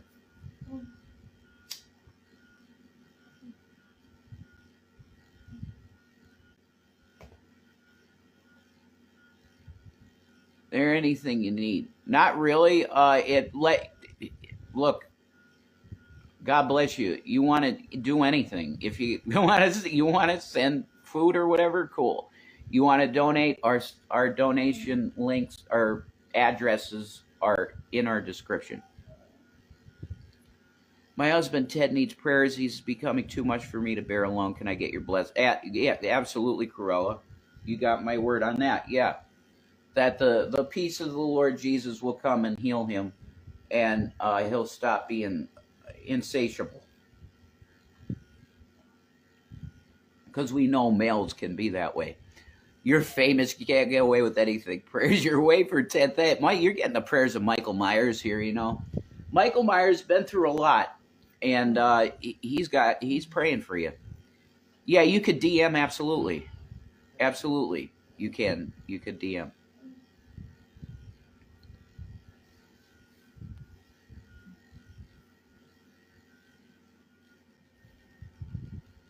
It seems to me, it's hard for me to pray because I don't have a soul. You know, Michael, you know, a lot of stuff have gone on in your life. But you still got hope, man. You're still breathing, apparently. They thought they killed you so many times, Michael. It's unbelievable. Put you in a wood chipper the last time, right? Is that right? Mike. Jamie, she put you into a frickin'... No, sorry. Lori fed you into a wood chipper this last time. I DM'd a few days ago. Okay, I'll look for a Chubby Dubby. I saw that snackery. After I'm done, I will go and say hi.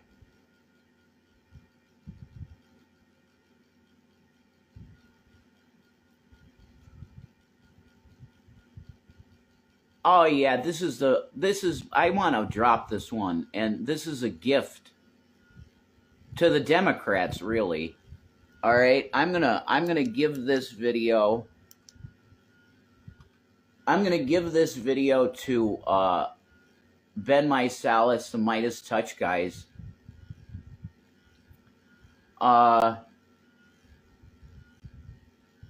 I give a shout out to Midas Touch, okay? I would say that if we're gonna talk about like where the country needs to go.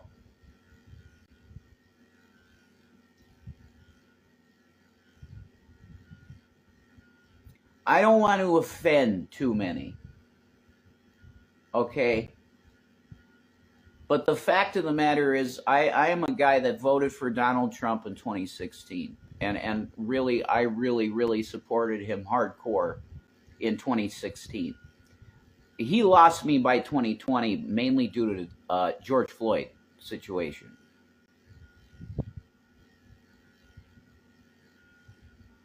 But Midas Touch, Ben, or Jordy, or Brett, or who, even Cohen, whatever.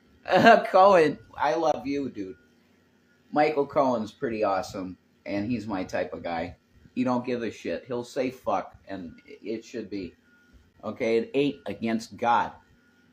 Shanny's over here relaxing. Don't let haters get to you. They just don't understand the struggles of people like us. Thank you, Snackery. Can't keep a good man down. That's right. We'll skim through this. Yeah, Shani's off in the corner. You can hear her whimper once in a while. And I know it sounds like a computer fan, but he ain't on a... I don't know. Folks, I don't want to let your dirty imagination run wild of what Shani's doing off in the corner. That's all I'm saying. Okay. I'll give shots. You guys probably know that. Know what I'm saying? Okay. I am very pro sovereign citizen type stuff because a lot of their arguments aren't just legalese. It's actual, like, it's human rights. Cops now, if they stop you and they suspect DUI,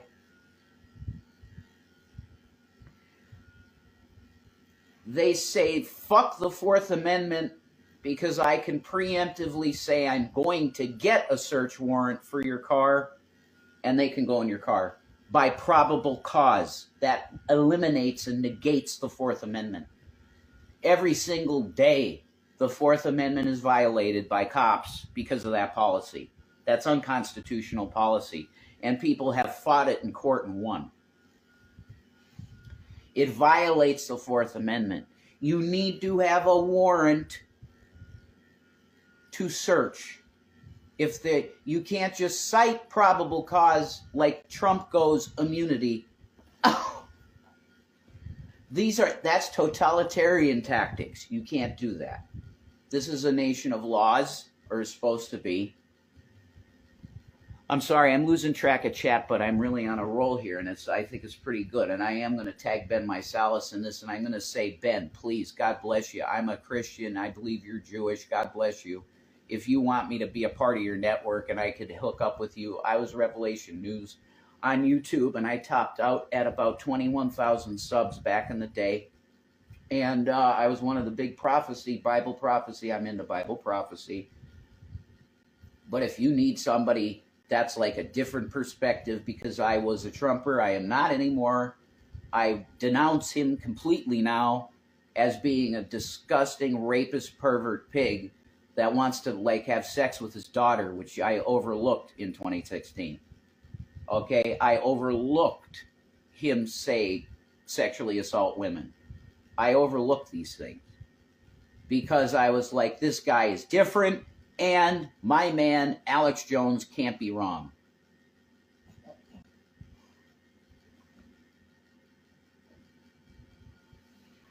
That's the real reason I supported Trump. My grandfather loved him too, actually.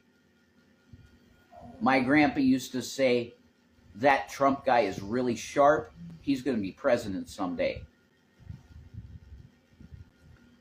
And he ended up being president once. Someone at work explained to me how the police and IRS are technically unconstitutional.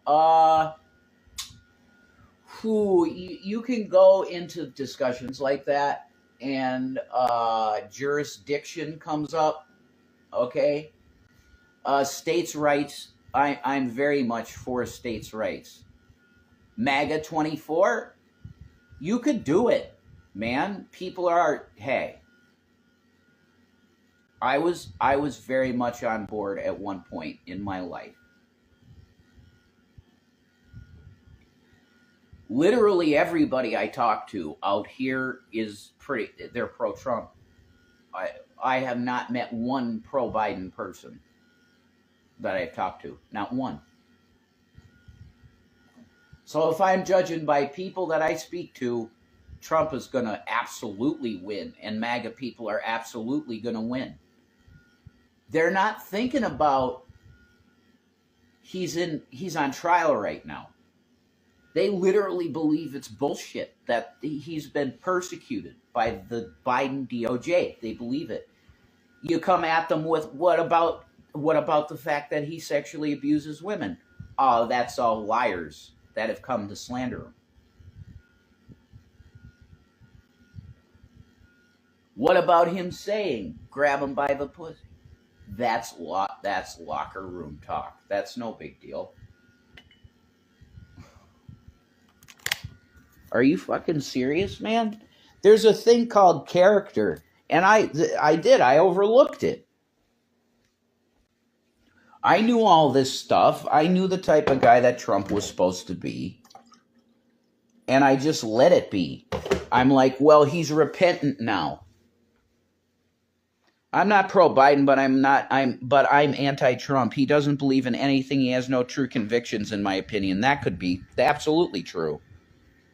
I'm really craving a pizza. What kind of toppings should I get? Dissection girl, you should get, if you're going bougie and fancy, you should get figs and goat cheese. Okay? You want a fancy-ass, amazing pizza, dude? Figs and goat cheese. And also, there was broccoli rabe on it. Oh, my God, the pizza from Uno. Oh, that was the best pizza ever. And it had a balsamic reduction sauce drizzled over the top of it with figs and goat cheese. Well, I'm pro Joe Rogan for president. Butters, I'd vote for Joe Rogan. I would. I'd vote for Joe Rogan in a second, actually. Where the fuck would I get pizza like that? I'm saying, see if I had, like, you know, the Star Trek technology where it could just craft whatever fucking food you've ever had. I would have that fucking pizza every day. That would be my food. That's all I would have. Every day. Jason, do you think Trump wants to end American democracy? If he could do it, would he? Yeah, I do. Because this is the thing. This guy really believes, I think, in this whole thing with the Mason outlook. He believes in it. Listen to Shanny over there. Just, you know about the Uno's made just going hog wild, potato folks. Potato deep dish pizza. Oh my God, dude. Have you guys ever had Pogosh pizza? Pogosh pizza. It's mashed potato pizza. Oh my God, it's the best thing ever. What's the difference between Joe Rogan as president instead of Trump? Michael Myers is on fire tonight.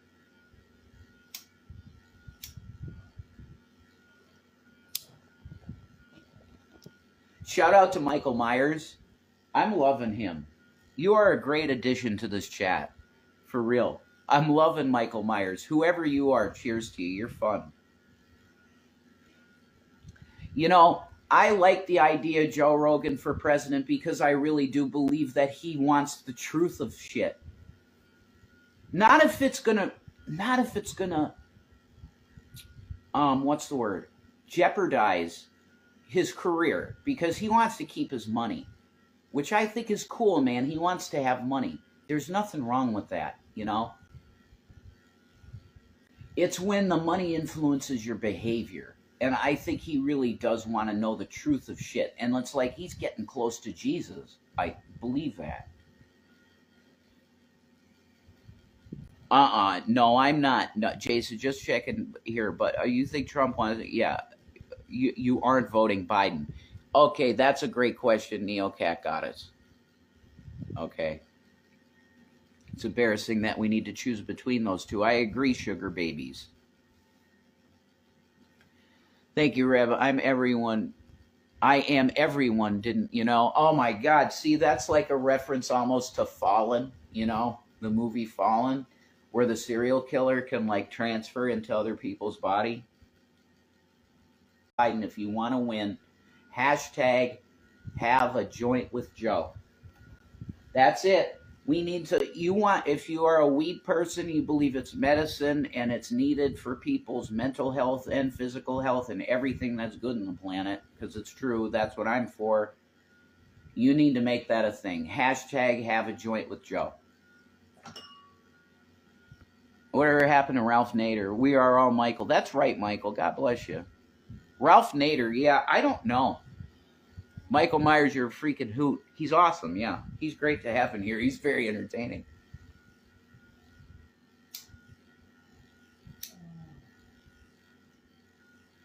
You're asking me the best cigarette brand, period. It's Camel, and it would be Camel 99s. But my favorite thing to smoke, period,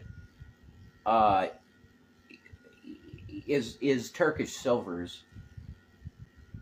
But even when I had money, I didn't smoke those things. They're too much money. I mean, and they're shorts. You can't get hundreds with them. So I stuck to Pall Mall Red 100s. That's my brand forever. That's Pall Mall Red 100. Yeah, he's great.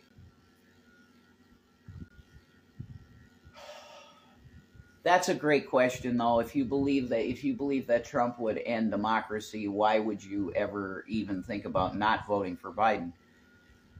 For me, it's just ideologically speaking that I just can't. Newport and Red 100s are... I never had Newport Reds, Butters. I got to try them. Pardons for wrongful convicted. If they were wrongfully convicted, I agree with undoing that. Great taste. I have to try it, 1 pack of them, man, sometime. Sometime they have a treat, because I've never tried Newport Red 100s, and I hear from a lot of people that they're like the best tasting cigarette. I've had plenty of Newports. I got my Instagram and YouTube a sub. Okay, go give my Instagram and YouTube a sub. Yeah, absolutely do that. Follow Mike. That says a lot. Kind of terrifying. I don't know. Okay, American democracy. Is the current system that we have right now that's fucking people so bad and making life very hard for poor people, is it worth saving? I don't think it is. That's why I would have defended capitalism. Okay, if you met me, say back in like the time I was in like Nadia's Hangouts, like 2015, there were a bunch of anarcho-communists that were in Nadia's chats that loved to debate that shit. And I would have defended capitalism. I would have definitely been more on the side of somebody that was anarcho-capitalism, which is the most, oh my God, that's anarcho-capitalism? That's pretty much what we got already. You catch my drift? There's not many regulations on the big corporations that it would matter, and they don't even pay taxes. How is that not already a predatory system? No, it is, and it's going to be run by the rich, which it is. Okay, that's where we're at. We're almost already in an anarcho-capitalist society, and it doesn't take care of the poor enough. There's some charity. That's it, man. I wanted to do a Bible video tonight, but it turned out into this. I'll make the Bible video tomorrow night. Love is the way at the end of the day, and we don't need this craziness of violence and insurrection. We don't need that type of shit. We need peace and love and weed and Christ. For me, it's Jesus. And you go in there, Michael, and you give them the quick 2-2-1, bam, like that, knockout right in the jaw. Trump goes down. Screw him. He's going to hell. Peace out.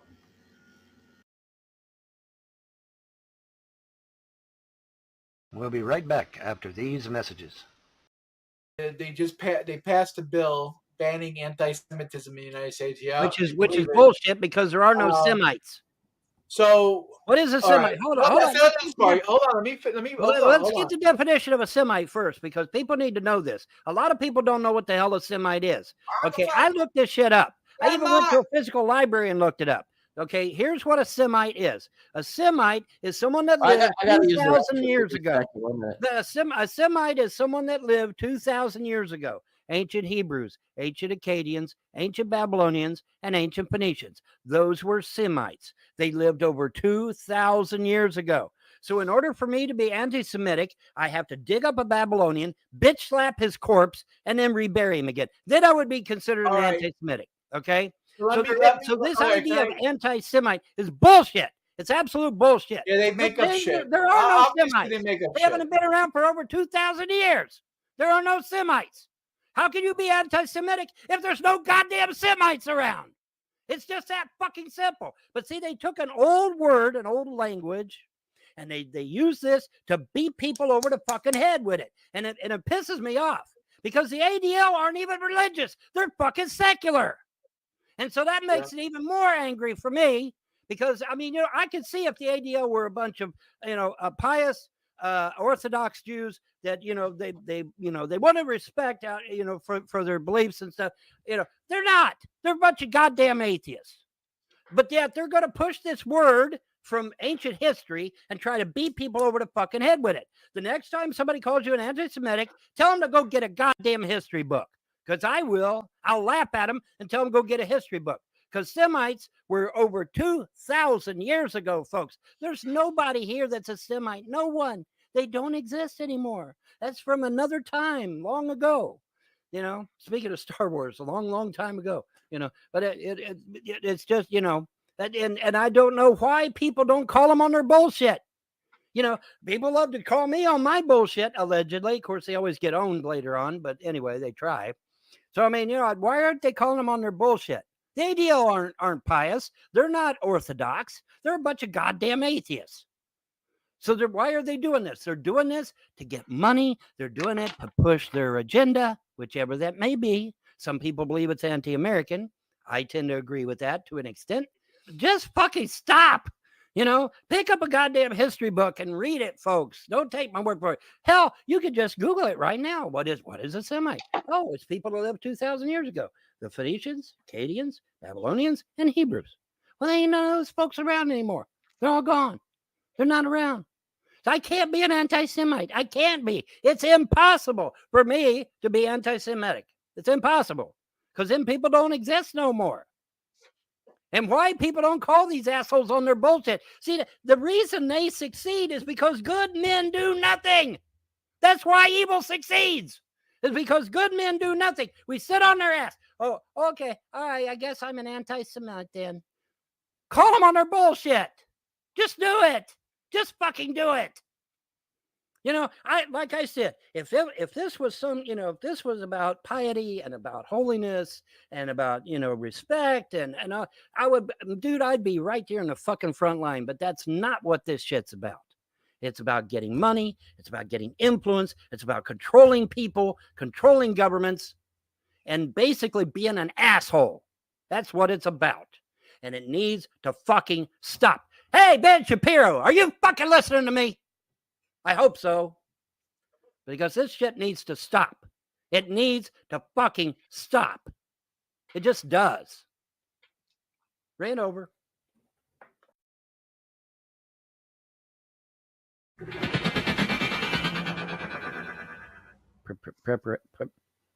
Damn.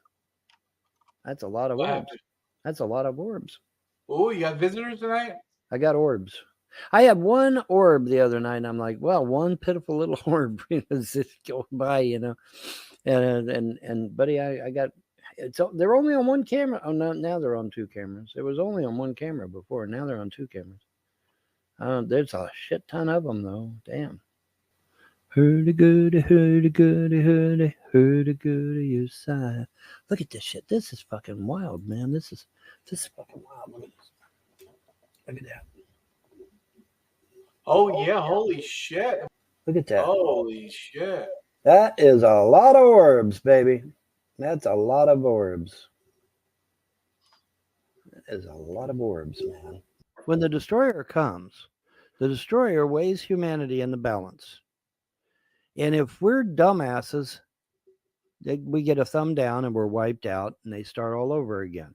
This is why when you dig into the ground, you'll see a city on top of a city, on top of a city, on top of a city, on top of a city, because they kept wiping humanity out, because they kept fucking up. They ended up being a bunch of dumbasses or listening to a bunch of fools. Now, this time, though, it's going to be different because I went to bat for humanity. I did. I went to bat for humanity. I said, no, look, it ain't our fault this time. It's the fault of these damned elite bastards, the Rothschilds, Rockefellers, Morgans, Carnegies, Vanderbilts, Warburgs, etc., Carnegies. It's their fucking fault. They manipulated mankind. They retarded mankind. They held mankind back from being our full, from getting to our full potential. And to my amazement, the gods agreed with me and said, you're right. So what we'll do is, instead of wiping out all of humanity this time, we will give you a second chance, and we'll only wipe out the elites, the elite families. That is something that is very precious, because the gods don't have to do that. They don't, and they haven't. This will be the first time that they've ever done such a thing. And there's a whole lot of motherfuckers out there that should be kissing my feet right about now. Because I could have told the gods, yeah, man, fucking wipe their asses out. They're dumbasses. Look what they done to my family. Look how they talk shit about me 24/7. Wipe them all the fuck out. But I didn't do that. And so there's going to be a lot of motherfuckers out there. No one would blame you either, Vaughn. No one would blame you either if you said that. No one would blame me. I mean, I've lost everything. I lost my family, lost my inheritance, lost everything. Lost my kids, my wife, my mom, my dad. Lost every damn thing. Lost all my history, all my past. Kids didn't get to have a childhood because of this shit. I could have just as easily told the guys, yeah, man, fuck yeah, wipe them the fuck out. But I didn't do that. I could have, but I didn't. So I mean, there's a whole lot of people need to be kissing my feet right about now. But I'm not into that shit anyway, because that's kind of geeky. Yeah. Because I am certainly not an elitist. I could have been an elitist. I could have went down that path. Chose not to. I chose to stay here with the home folks, But I could have went down that path. I could have. I didn't want to. That's why I catch all kinds of hell. Haven't you guys ever wondered why I catch all kinds of hell? I catch all kinds of hell because I didn't choose to go down the elite path. I choose to stay here with the home folks, And because I made that choice, I get all kinds of flack over it, I could have embraced the dark side of the Force, but I chose not to. Speaking of the Jedi thing, man, I'm serious as a heart attack. I'm thinking about doing the whole Jedi thing, man. Even getting it patented if I have to. What I'll have to do, though, is I'll have to do like they did with the Klingon language for Star Trek. I gotta jump through a bunch of hoops so that I don't get everybody and their brother trying to sue me for copyright. What I have to do is I have to use it, but I have to change it to such an extent to where that it no longer is attached with Star Wars, but is its own entity, like they did with Klingon language. For those of you who have no clue what the fuck I'm talking about, the Klingon language is now a real language.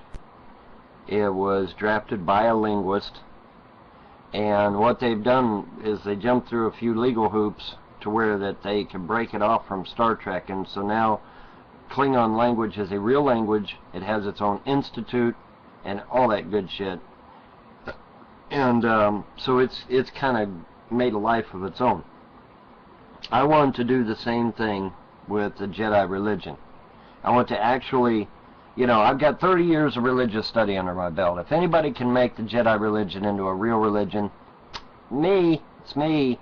So what I'm going to do is I'm actually going to pursue that avenue and make the Jedi religion an actual literal religion with an actual literal seminary and, all that shit. All the bells and whistles. And of course, the Jedi religion is part of its religion is martial arts. So, and I also happen to be somewhat proficient in martial arts as well, so, it all kind of works out for me. But anyway, I have 30 years experience with religious study, and I can document that if necessary. I've been approached by Protestants and Catholics for seminary. The Catholic Church wanted me really, really bad, and I told him go fly kite. Then the Protestant.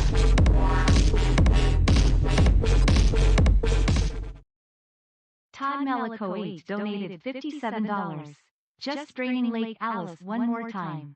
Thanks, as always, for the fun and all the coverage of this crazy Kentucky wizard. Cheers. Well, thank you very much, Todd. I do appreciate that.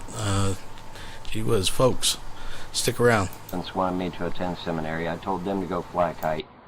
So, you know, I've been approached by the biggest and the best. I have not had an audience with the Pope, though. That's one thing I haven't done. But other than that, I got it all squared away.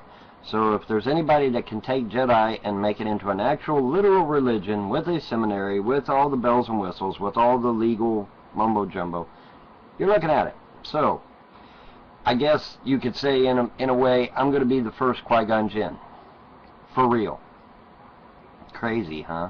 But yeah, I'm actually thinking seriously about it. Now, am I going to do it? I don't know. You know, I got to see how expensive that shit is. Alright?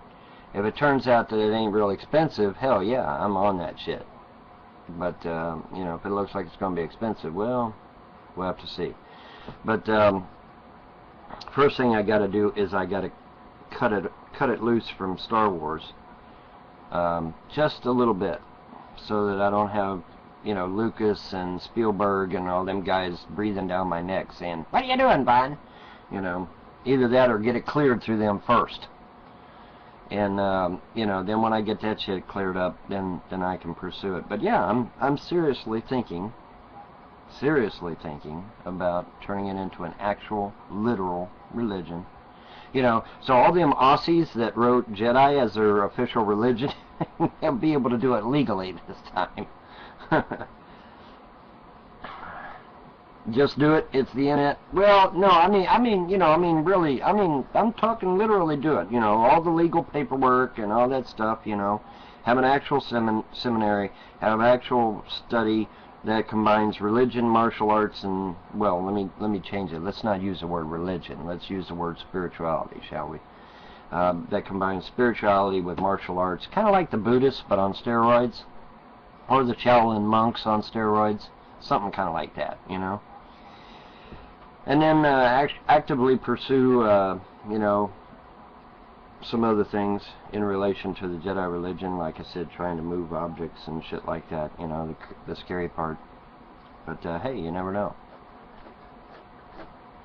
Why create another religion? Because this one actually might make sense. I'm not gonna have any dogma in this thing, man. I'm gonna get rid of all that. Ain't gonna be no dogma in the Jedi religion, okay? It's gonna be straight up shit, you know. And if you don't want it, you don't like it, drive yourself on, you know. But I don't want no dogma in, you know. If I'm gonna make this thing, ain't gonna be no dogma in it, all right? There won't be. Trust me on that shit, because I don't like dogma more than anybody else does. All religions have dogma. All the current religions have dogma. But I'm not gonna have any of mine, man. Not if I can help it. Not if I can help it. Where's Yoda? Yoda may be out there. Hey, you never know. The universe is a big place, man. You know? The universe is a big place. I'm not going to say that ain't nothing. See, that's something that really aggravates the hell out of me, is when somebody gets up and says that something, whatever it is, absolutely does not possibly exist. Well, how the hell would you know? I mean, do you know the whole universe? You know, the universe is a pretty big place. You know, I think that, you know, maybe something might be out there. We just don't know about it, you know. I think some of them, I think Spielberg, Lucas, and these other guys, I think they know more than what they're letting on. But they can't say anything, so they put it through their movies, you know what I'm saying? They're not allowed to say much, so they put it in a movie, and then it's like, oh, well, it's in a movie, therefore it's fiction. I don't know about that. I don't know about that shit. Alright, so there was a little classic Von Helton for y'all. Let's change gears a little bit. Let's I know they went live tonight, and then of course we have this. A lot of the clips we've seen were probably from these last couple. I don't want one that's just full of fallout. We'll start with this. We'll see what's going on. Check this out. Let's move it up. There we go. Reviews, but this is a really good. It's always Turbo First Plus. That's what I use, and of course the cream of the crop, black seed oil. I use a little bit of that. I use my Berberdyne. I like that stuff too. That's some good stuff. That's what keeps me going. But that Alex Jones stuff is pretty good too. That survival sealed is very good. So this is something we're anticipating here, ladies and gentlemen. First time, second time, I don't know, but we're doing a do review.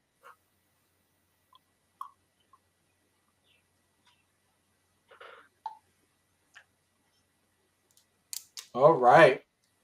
The anticipation is building. Mm. And I got Reese cups. Oh, of course you gotta have the Reese's. What a combination. Of course. I think I've said this a million times, but years ago I made a video where I ate the Reese's cups, and I had some Mountain Dew. That alone, that was a really weird combination for me. I was like, oh. And then, I don't know.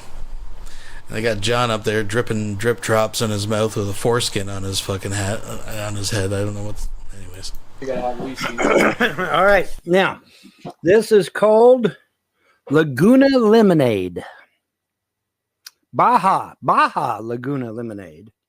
So it's one of the Baja. Oh, okay, from the Baja series. I like the Baja series. I like the Baja series. It's okay. Laguna Lemonade. Wow. Yeah. I have to find that. I have to get that now. Yeah, Laguna Lemonade. For some reason, it's not don't get it until we find out it's okay. I mean, we want to make sure it's okay. But I kind of like the Baja series. The Baja series is good. I like the Baja series. Okay, but we're gonna taste it now.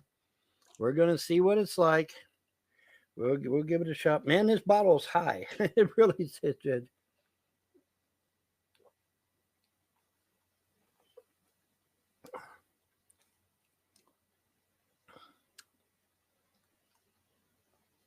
Okay. Does it taste like lemonade? It tastes like, I think it tastes kind of like a tangerine. It's not an orange. Right. It don't taste like an orange. It tastes like maybe a cross between a tangerine and a lemon. Now Mountain Dew has the raspberry lemonade flavor, which I like. Now this is more like a tangerine lemonade, you're saying. So they have a raspberry lemonade, and now they have a tangerine lemonade. Now they have a tangerine lemonade because this.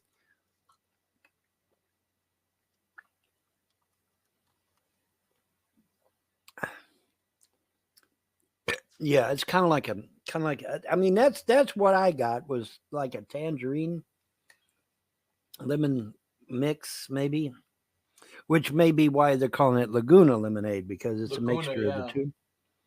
But it's good. It's not. There's nothing bad about it. It's good. It's good. It's just it's now. different. What would you rate it if you had to give it a 1 to 10? 10 being the best Mountain Dew ever, 1 being lousy. What would you give it? I'd give it a good 7. It gets a 7. Better or worse than a regular green Mountain Dew? Well, I think the flavors have always won up to the regular Mountain Dew, even though I still like the regular Mountain Dew. So but, you would have this one over a regular Mountain Dew? Yeah. You would. If you had a choice between a regular Mountain Dew and this, you would. Okay. Well, see, but that's the thing, though. I mean, I like diversity. I like. You like different. I like different. Different is always good to me. I like different, and so, I can. I can do. I can go either way. I can go with regular Mountain Dew or this, either one. How about you were drinking a Code Red? What do you think about a Code Red compared to this one? Well, Code Red, nothing's going to replace Code Red because Code Red's been around forever. Yeah, it's a staple. That's true. Yeah, and I like Frostbite, so that's. And I like Frostbite too. Frostbite's real good. Voltage, I got a Voltage while I was out, and and LimeWire, I like that one too. The orange. So you got the LimeWire, and I sent an email. to Mountain Dew, suggesting that this November they put out a special run of red, white, and blue Mountain Dew. Okay. In honor of the election. So hopefully they'll take my advice and we'll have a special run of red, white, and blue. Now, let me ask you this. If you were to email Mountain Dew and say they should have a special Von Helton flavored Mountain Dew to commemorate the fact that you've been drinking Dew since even before you were born, literally, what flavor Mountain Dew would that be if they could make your own Mountain Dew version? Damn.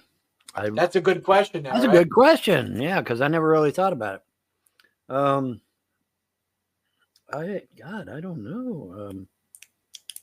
Let's see, what flavor have they not done? Damn. That's a good question. Have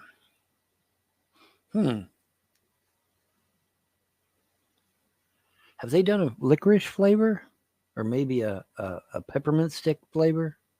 Oh, okay. You think the special limited edition Von Helton series would be a licorice or peppermint Licorice, especially like a black licorice or a red licorice. Well, I like both. I like black and red are my favorite colors. So black or red licorice, or maybe a combo of the both, or either one or both.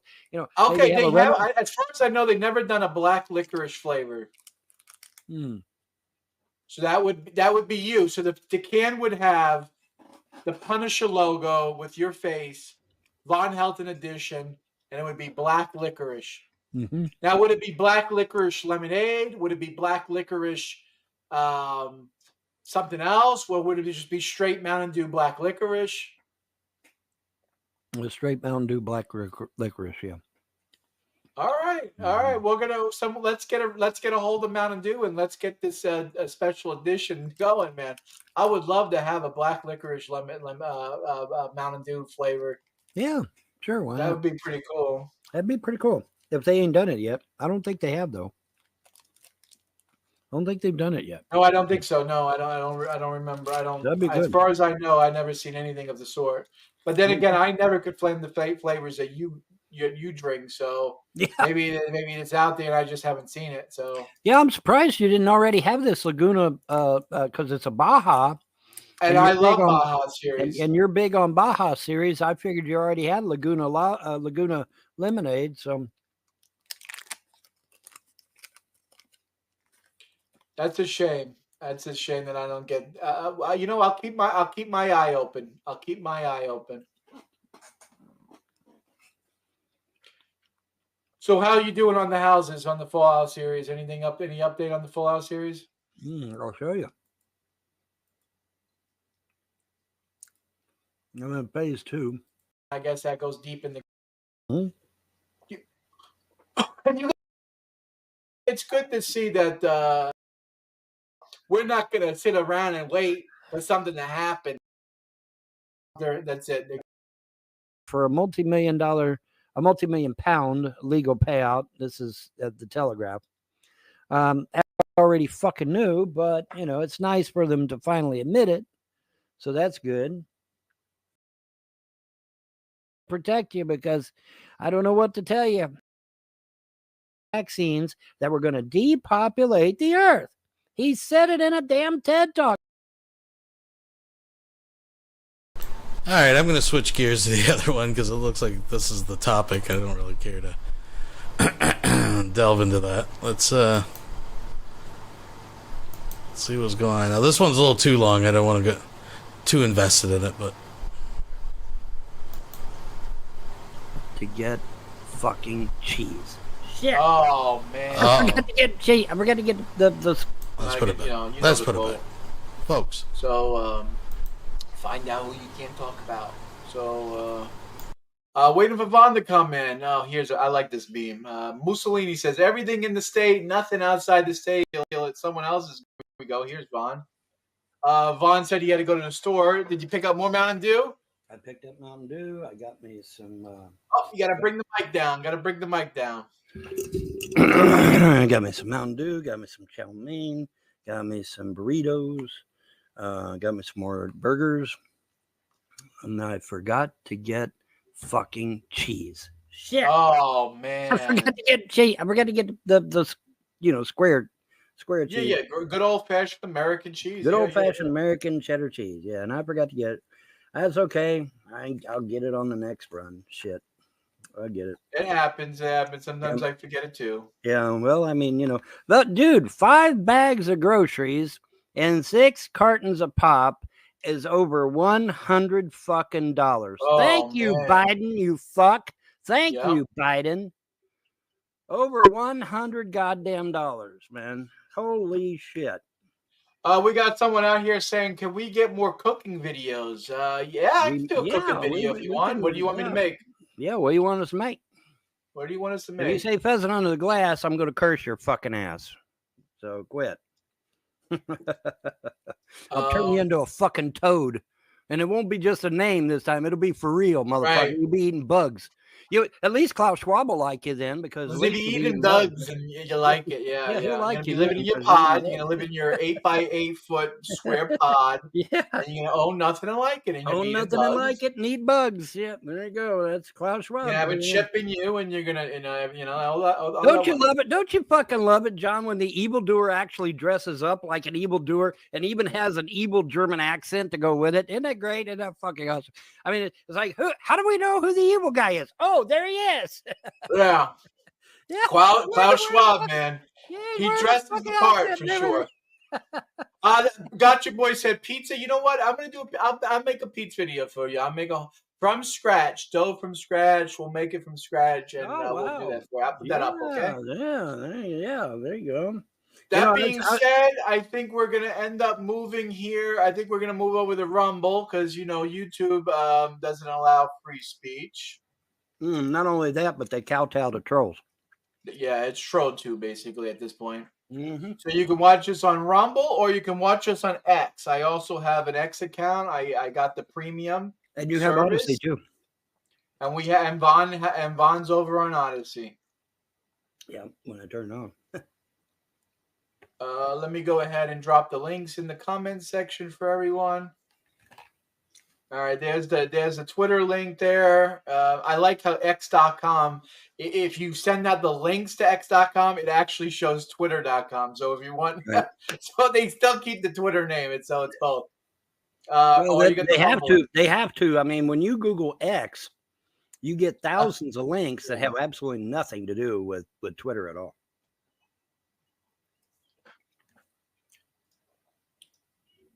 All right, I put Odyssey up. I saw we're on Rumble, Odyssey, and X. So yeah.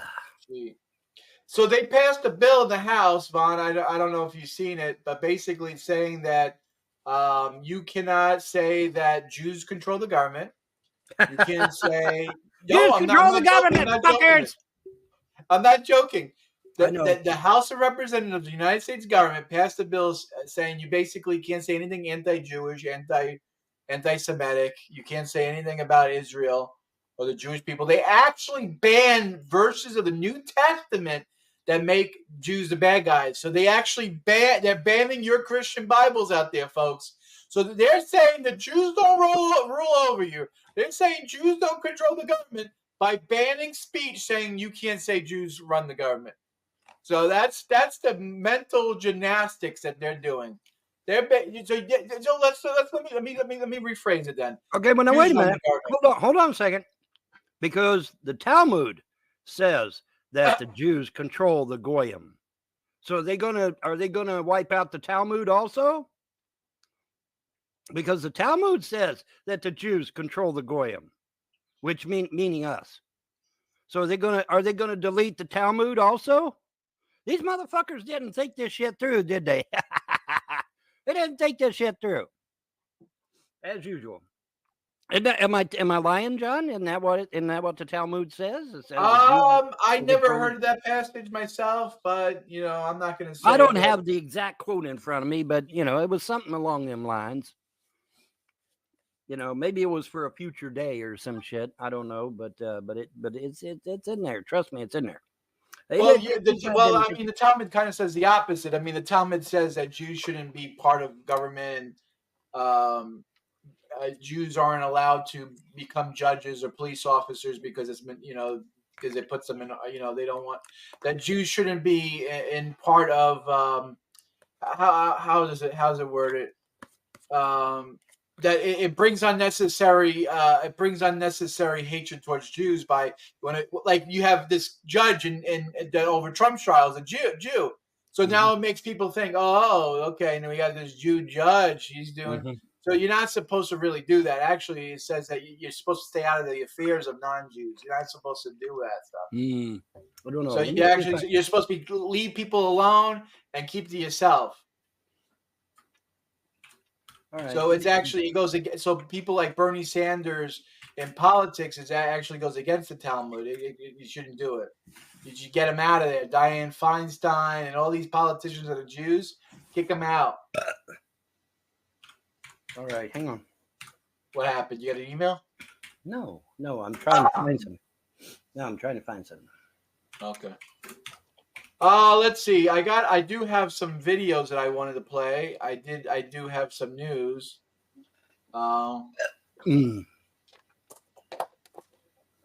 get them up there. All right, I got this one first news clip we're gonna watch, and then we'll talk about it. What? I demand Benjamin Netanyahu take 20 Palestinians. A white Gentile, and you know who pays for her? Who pays for her campaign funds? Jews. It's all Jews. They're all Jews. All big top Jewish donors. Ooh, I wonder why they want to ban anti-Semitism. Because Jews are paying for their fucking salary, maybe. Maybe because Jews are paying for their fucking re-election campaign. And I'm going to take some survival shit by that. So that's maybe why, don't you think? I don't know. Yeah. Can we do what Sammy likes to say? Hey, can you buy a clue? Can we buy a clue here? Yeah. But I don't get. Look, I believe in free speech.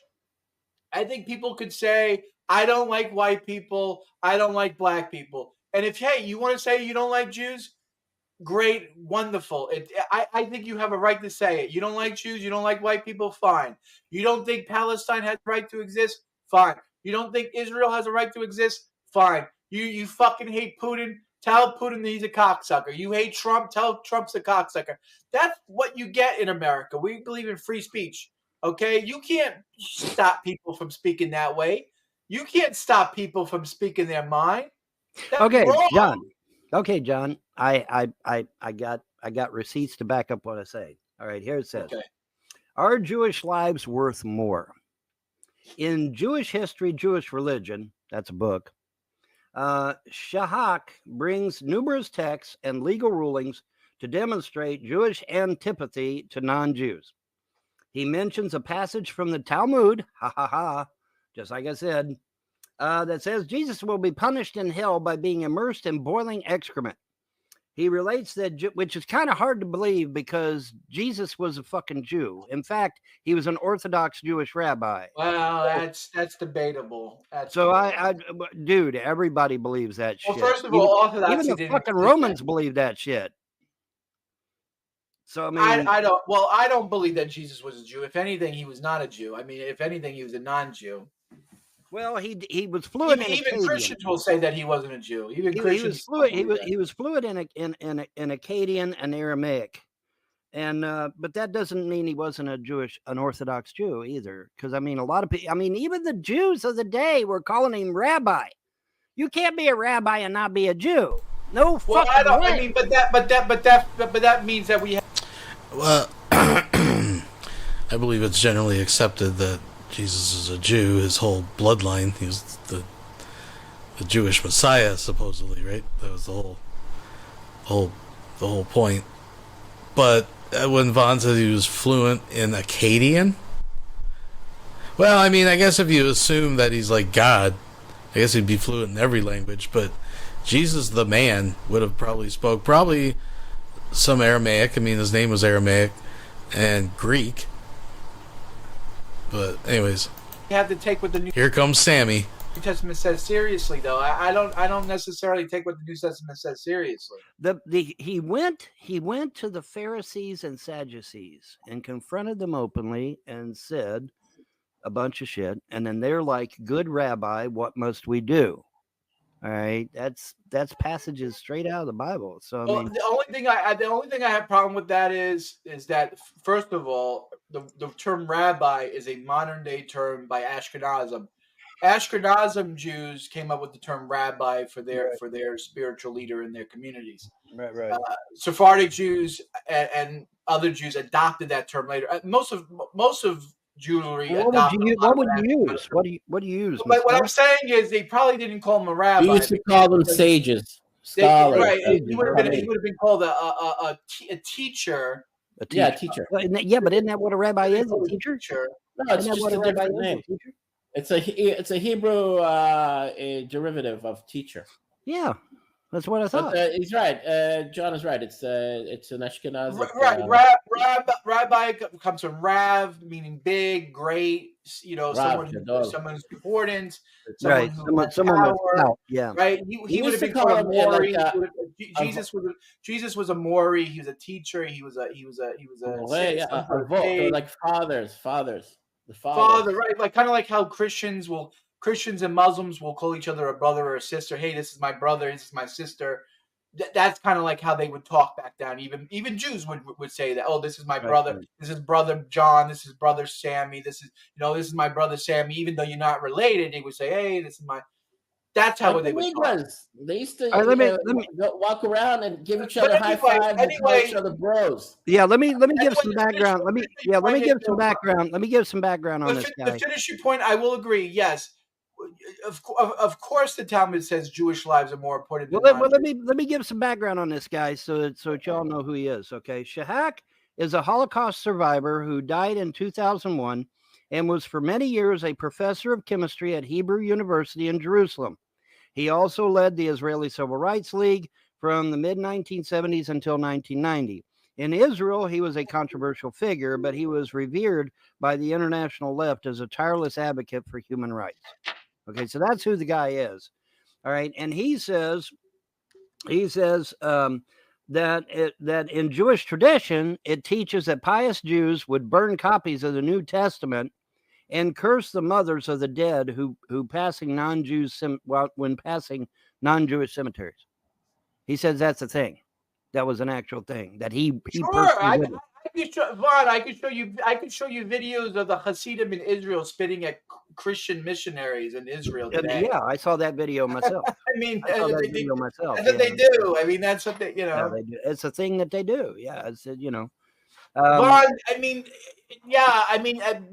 tell you something, Vaughn. During prayers, there's some of in the Siddur, there's some prayers that you read during Shakrit or Mariv. Hold on, let me finish. There's certain prayers where Wilson has just donated $2.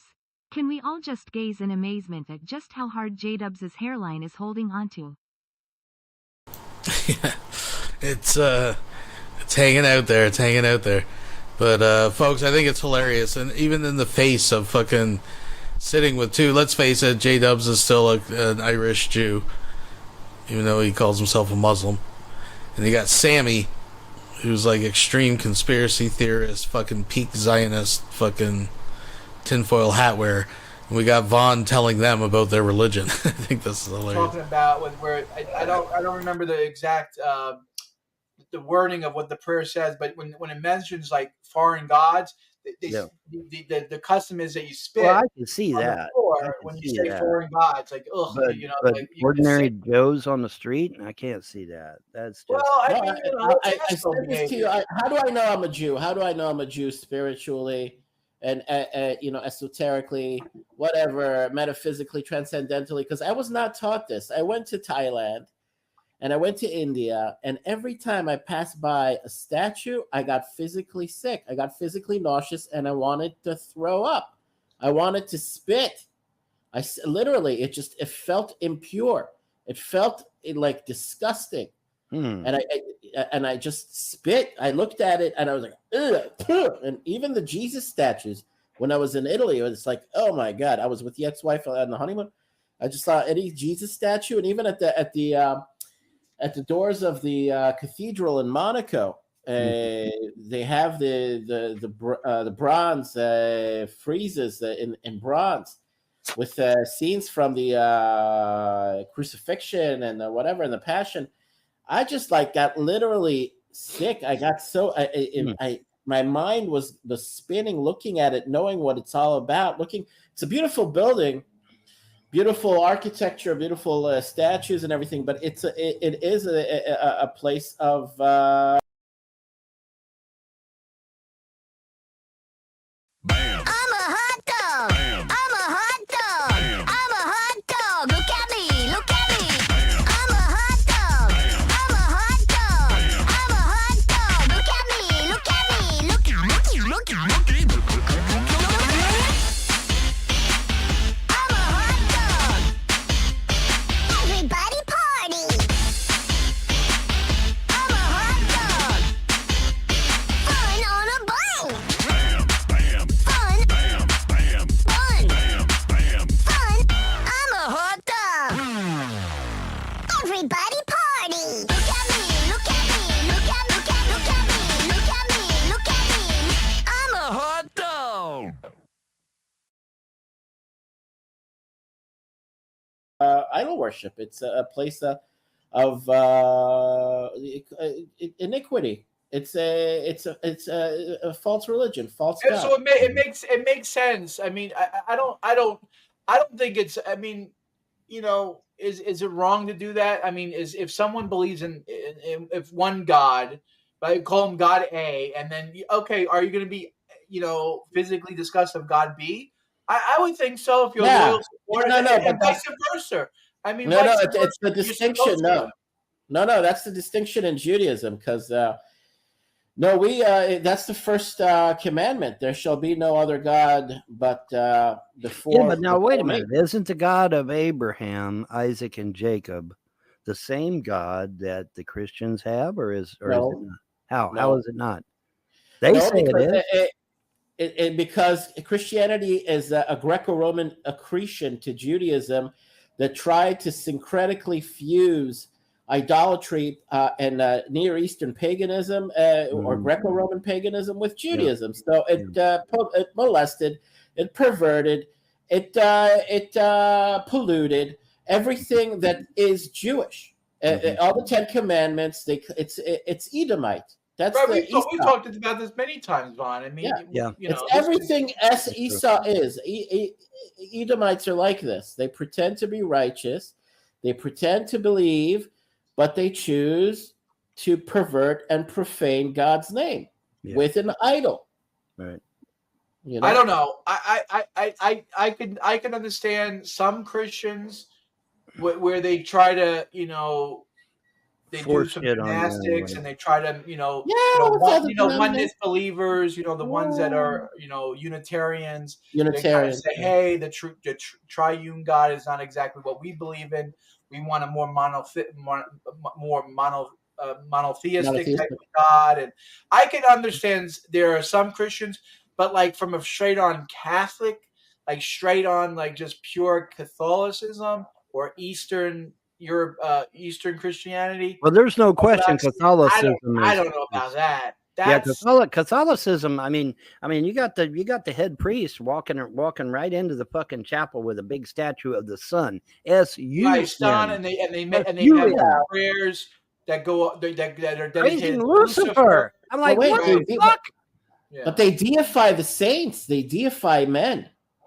Well, now that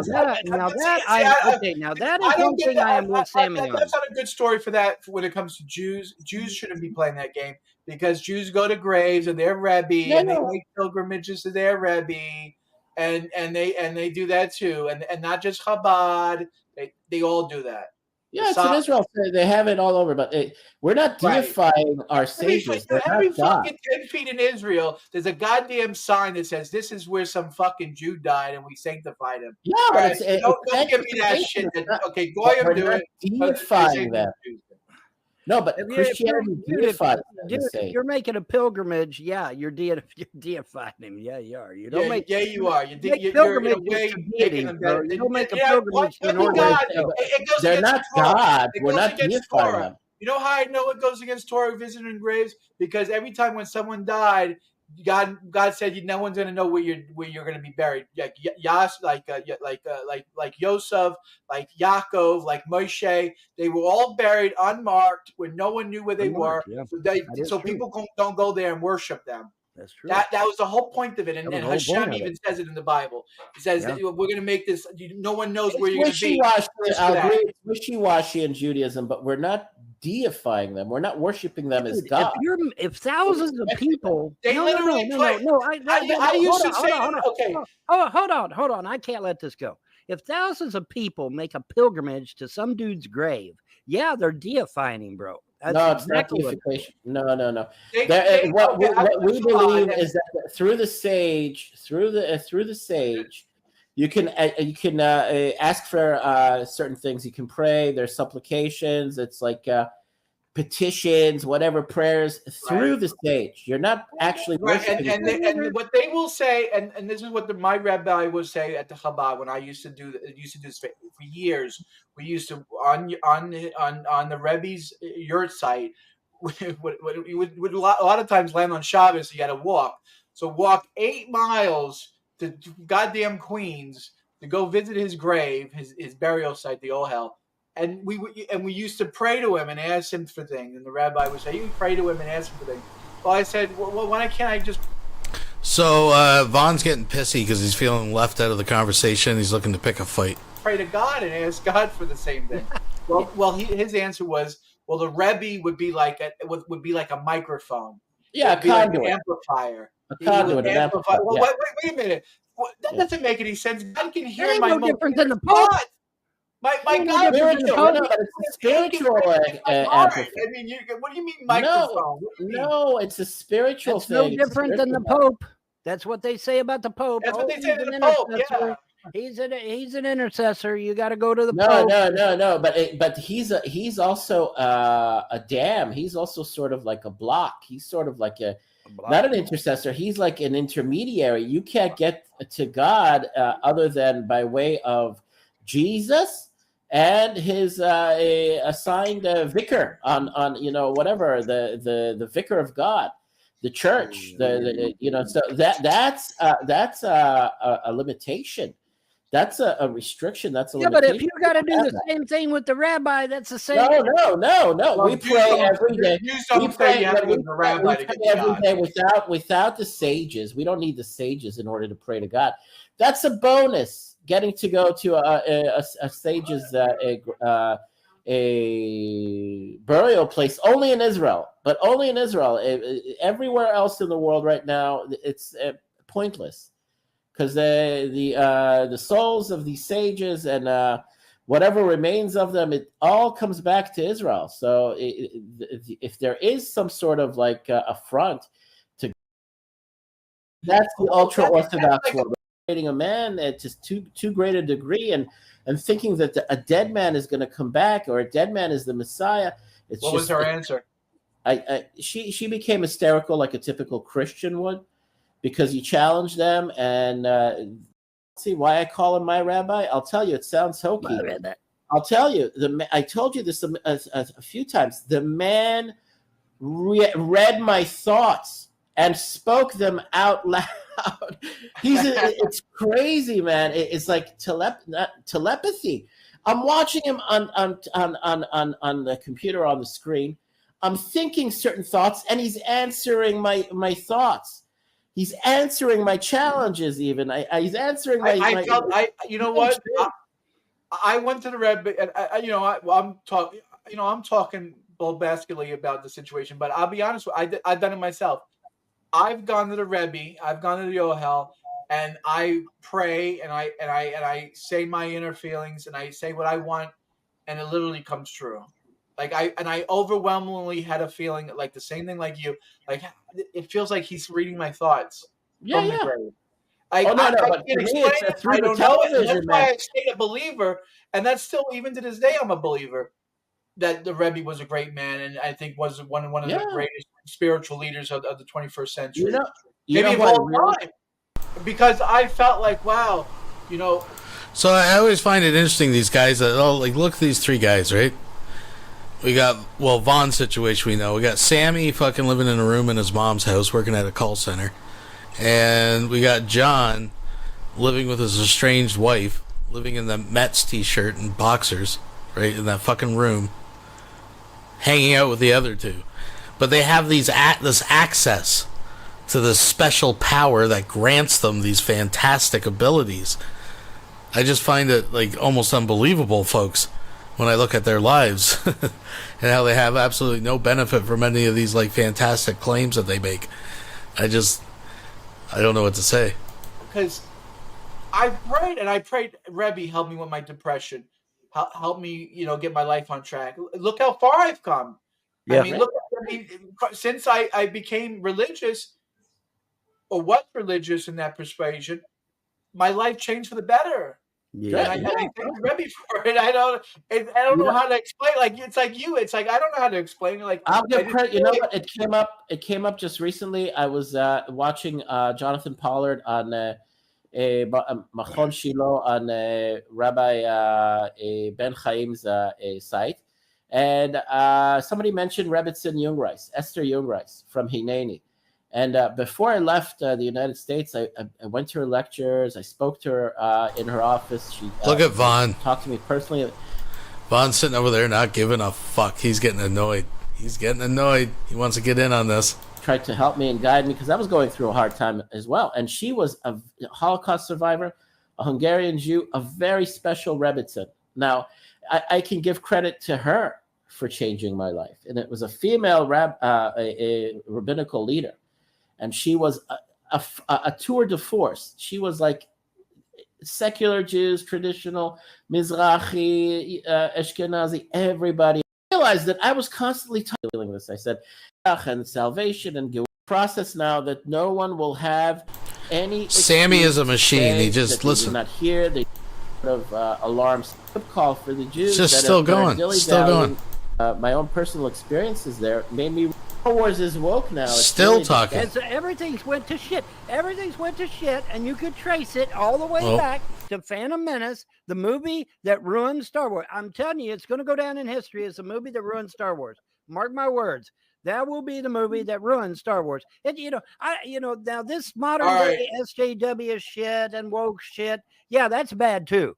But Phantom Menace is the one that broke Star Wars because it took the force. It turned it into a Disney kind of a. Well, Disney loves to fuck shit up anyway. But the thing of it is that what ruined Star Wars was the Phantom Menace because they took a deity, the Force, and converted it into just a bunch of chemicals in your blood. And see, that's not cool, man. That's not cool. That was the first three Star Wars movie. They had like classical British actors like Sir Alec Guinness. Alec Guinness. The Obi-Wan Kenobi. He made that New Hope. He made that series, buddy. And it isn't. He's me.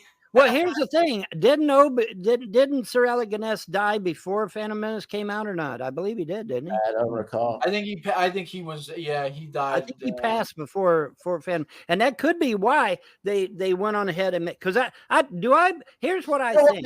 What made those movies suck? It's the acting. The acting is just like cheap. Well, the acting went to shit anitway. But it's just Phantom Menace. I like the fact that they had the pod racing. I think that was pretty cool, but the fact that it was just shitty fucking graphics and I didn't mind CGI. Pod racing. But here's the thing. The difference is also that the original Star Wars also had genuine puppets. They had actual. Someone made these figurines. 3D, real 3D. The fucking set, the Menace movie. Animatronic, computerized. Jim Henson, that was his name. Animatronic, like the Muppets.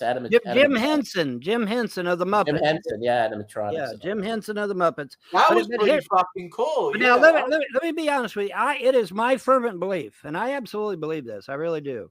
I believe that if Sir Alec Guinness was still here, There's no way in hell he would have let that movie franchise go atheist. No, no fucking way in hell would he have done that. It would. But you know what, British actors, you got to give them credit. The classically trained, really, the well-known British They're actors. wearing monk robes, for fuck's sake. No, but how much they more make obvious movies. can it be? They're I like religious. the British guy that was the guy that blows up the Death Star, that blows up Algernon. I like that old guy. He was a really the commander guy, yeah. Oh, the commander, you mean? Yeah, the commander. Yeah. But no, there's no way in hell. I absolutely believe that Sir Alec Guinness would have never ever let Star Wars turn into an atheist shithole like they did. Okay. I wanted to get on to our second the topic of the show. Actually, they passed a bill banning anti-Semitism in the United States. Yeah, which is bullshit because there are no Semites. So what is a Semite? Right. Hold on. Hold on. Let's get the definition of a Semite first, because people need to know this. A lot of people don't know what the hell a Semite is. Okay, I looked this shit up. I even went to a physical library and looked it up. Okay, here's what a Semite is. A Semite is someone that lived 2,000 years ago. A Semite is someone that lived 2,000 years ago. Ancient Hebrews, ancient Akkadians, ancient Babylonians, and ancient Phoenicians. Those were Semites. They lived over 2,000 years ago. So in order for me to be anti-Semitic, I have to dig up a Babylonian, bitch slap his corpse, and then rebury him again. Then I would be considered an anti-Semitic. Okay? So this idea of anti-Semite is bullshit. It's absolute bullshit. Yeah, they make up shit. There are no Semites. They haven't been around for over 2,000 years. There are no Semites.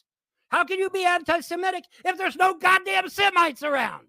It's just that fucking simple. But see, they took an old word, an old language, and they use this to beat people over the fucking head with it. And it pisses me off because the ADL aren't even religious. They're fucking secular. And so that makes it even more angry for me because, I mean, I could see if the ADL were a bunch of, pious, Orthodox Jews that they want to respect for their beliefs and stuff. They're not. They're a bunch of goddamn atheists.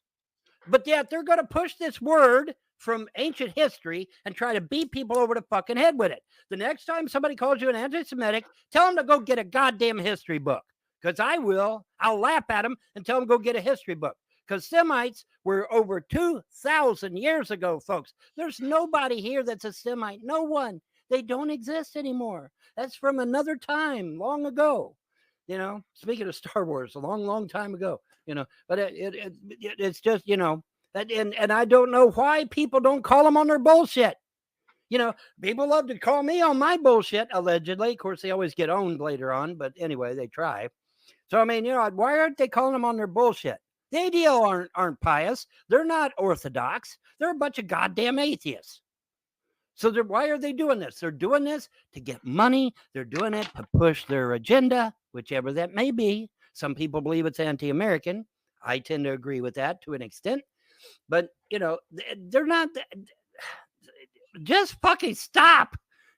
Pick up a goddamn history book and read it, folks. Don't take my word for it. Hell, you could just Google it right now. What is a Semite? Oh, it's people who lived 2,000 years ago.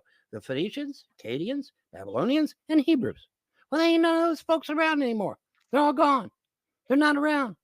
So I can't be an anti-Semite. I can't be. It's impossible for me to be anti-Semitic. It's impossible. Because then people don't exist no more. And why people don't call these assholes on their bullshit. See, the reason they succeed is because good men do nothing. That's why evil succeeds. It's because good men do nothing. We sit on their ass. Oh, okay. All right. I guess I'm an anti-Semite then. Call them on their bullshit. Just do it. Just fucking do it.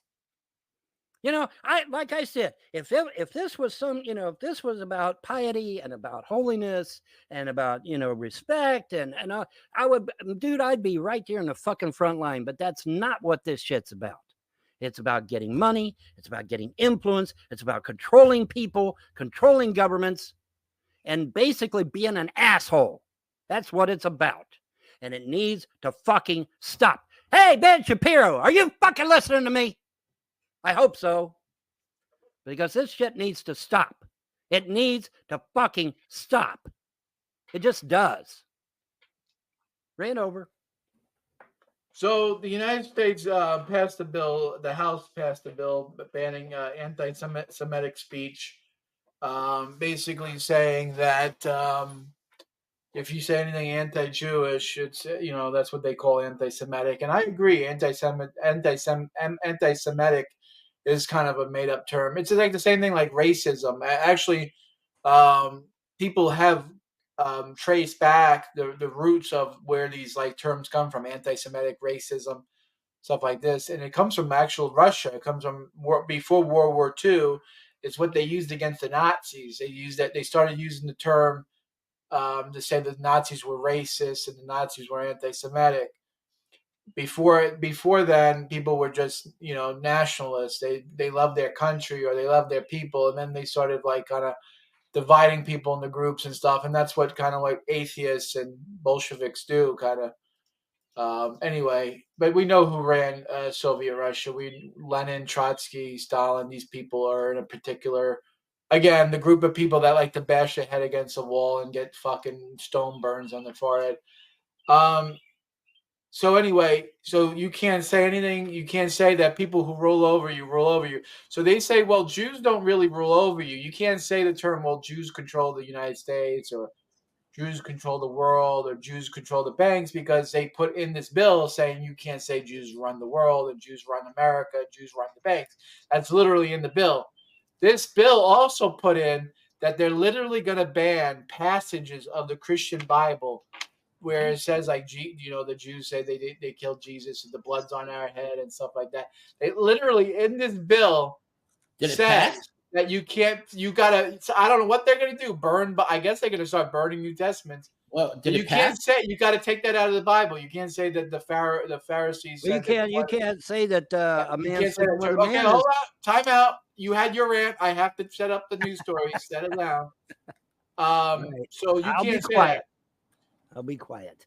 So I don't understand. I don't know what that proves. Jews don't roll over you, and we're going to ban the speech. Saying wait a minute. If the Jews aren't in control, control, the Senate doesn't allow this to pass. This is blatantly anti-American. This is anti-First Amendment speech. If you want to say in America that you hate Jews or you don't support Israel, that's your God-given right as an American. You don't have to love Jews. You can say fuck Jews. You can say fuck Palestine. If you want to say fuck Palestine, that's your God-given right as an American. If you want to say fuck Israel, that's your God-given right as an American. So I got a little clip. I like this clip. This is my new favorite Alex Jones clip. We're going to play it again. I demand Benjamin Netanyahu take 20 Palestinians in his... No, you take the clip. I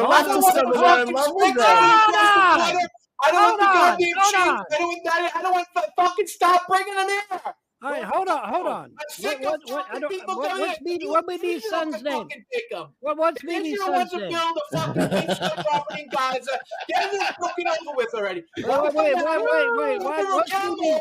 You take over Gaza, build another Tel Aviv, and get on with your life. What is BB's son's name? About Palestine. What is BB's son's name? What is BB's son's name?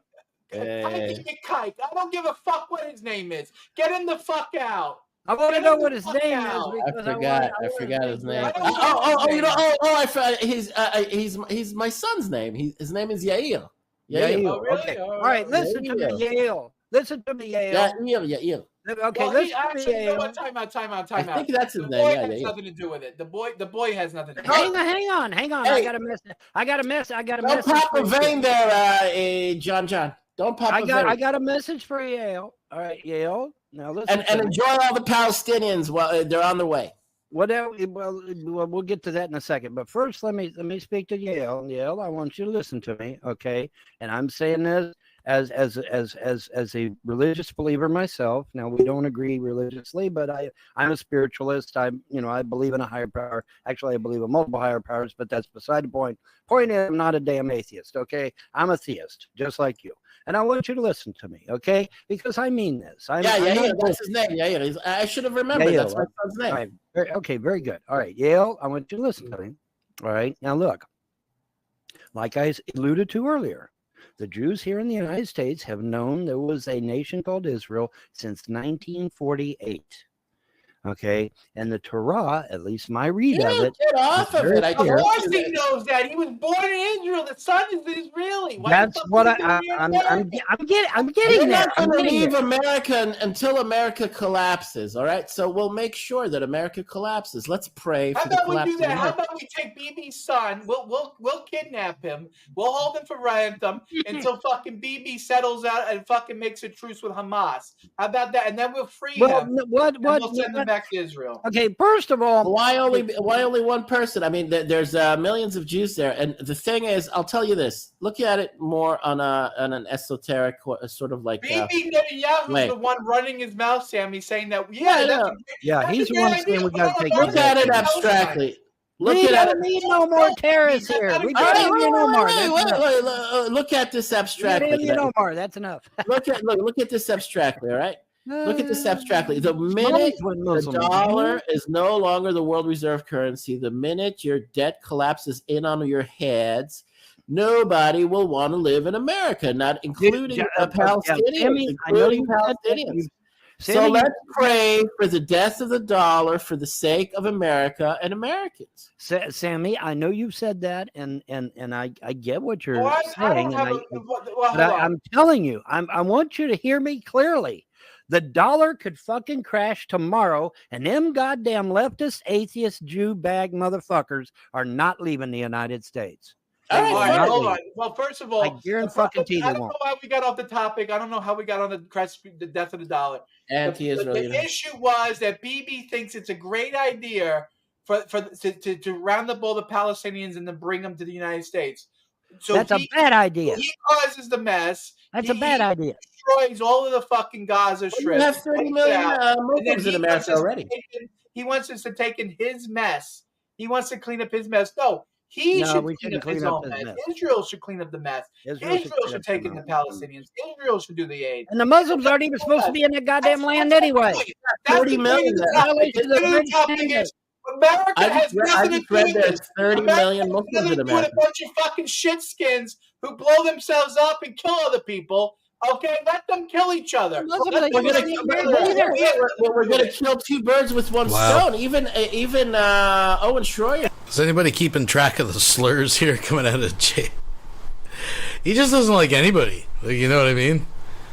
He's calling out Jews. He's calling out all kinds of people. I know you fucking Jews are sneaky and crafty. Oh, we're gonna get a million Palestinians over there. Property on Gaza and get them to Palestinians and bring to America. Yeah, but then the radical Palestinians are gonna fuck the American Jews and make them leave. Line John up, let him go. We're gonna kill two birds with one stone. We get rid of the Palestinians, and then we screw up the lives of the American Jews, make their lives America.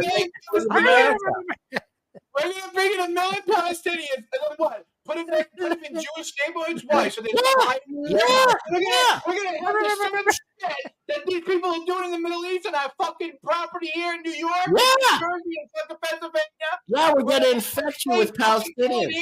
We're going to have Jews and Palestinians kill each other here. Oh, get the fuck out. They're on the way. Enjoy them. If they're on their way... Let them parachuting your neighborhoods. Let them crazy over in that and and then you blow them in. You go back and forth. One day they kill. One day you kill. One day let them do that over there. I don't want to be walking down the street and some fucking Palestinian with a fucking machete chopping some goddamn Jew's head off. I don't want to look at that. I don't want that here. Let them do that over there. That's my take. Well, what do you call him? A goofball Biden or slow Crooked Joe or Slow Joe or whatever you want to call him. Slow Joe. Yeah, the names that you give that guy.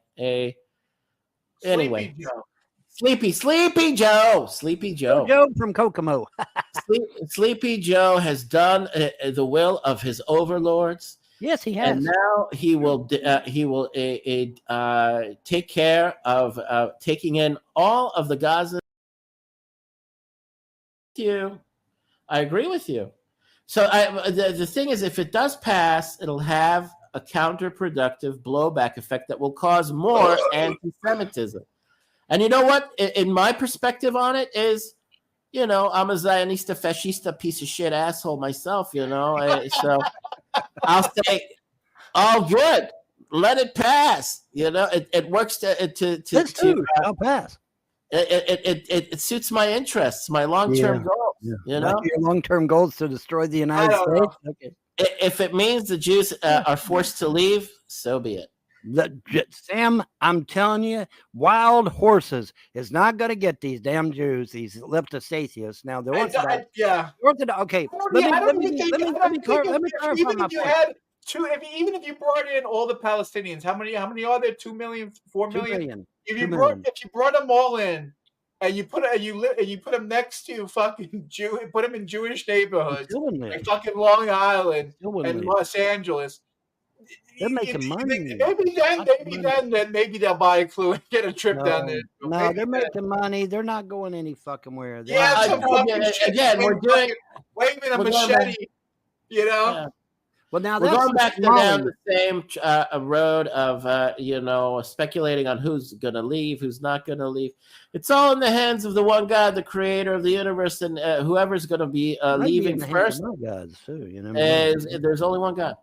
Anyway, so the minute we reach the point of shit hitting the fan, we'll see who states. When they should, if they were like a lot of the religious Jews now, or a lot of the believing Jews in America now, I'm a nation, motherfuckers.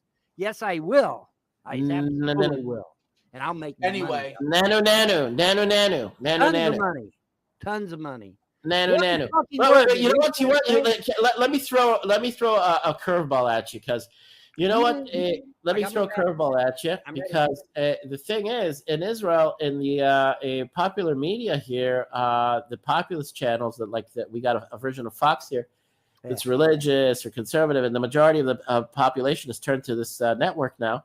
Yeah, they have made it a point, and even in our papers, that they have made it a point to clarify and expose the funding for the college protests, the campus protests. They actually have gone ahead in our media and pointed the finger at Alex Soros, George Soros, the Rockefeller Foundations, the Rockefeller Brothers, and the Ford Foundation. The Ford Foundation is actually funding the campus protests. And guess what? A CIA Carnegie. Alex Jones said that the CIA sits right under the Carnegie Foundation, or whatever.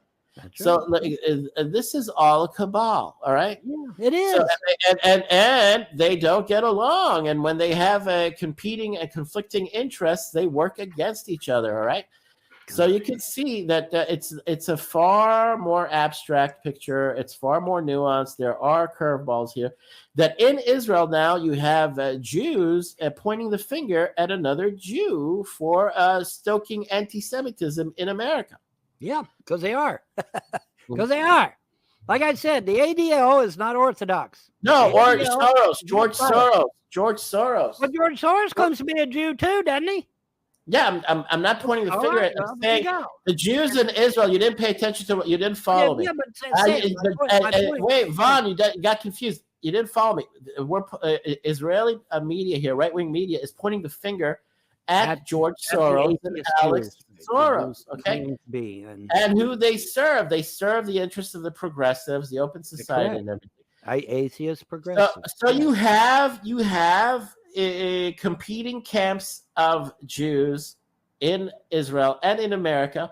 And in all honesty, just as I wanted to get away from America's illnesses, of racism and sickness and all that sickness that I was, I felt like, why, I wasn't born to this kind of this conflict. I was born in Israel, and I became an American. I adopted America as my country at the time when I was living there. But what turned me off, is like what's turning you off, John and Vaughn. Why do you need the troubles of the Jews? You don't need. Why do we need the troubles of anyone? No, listen. So I want to get my point across. I didn't feel like I needed the trouble of America's racism between between black and white, between Correct. blacks and whites.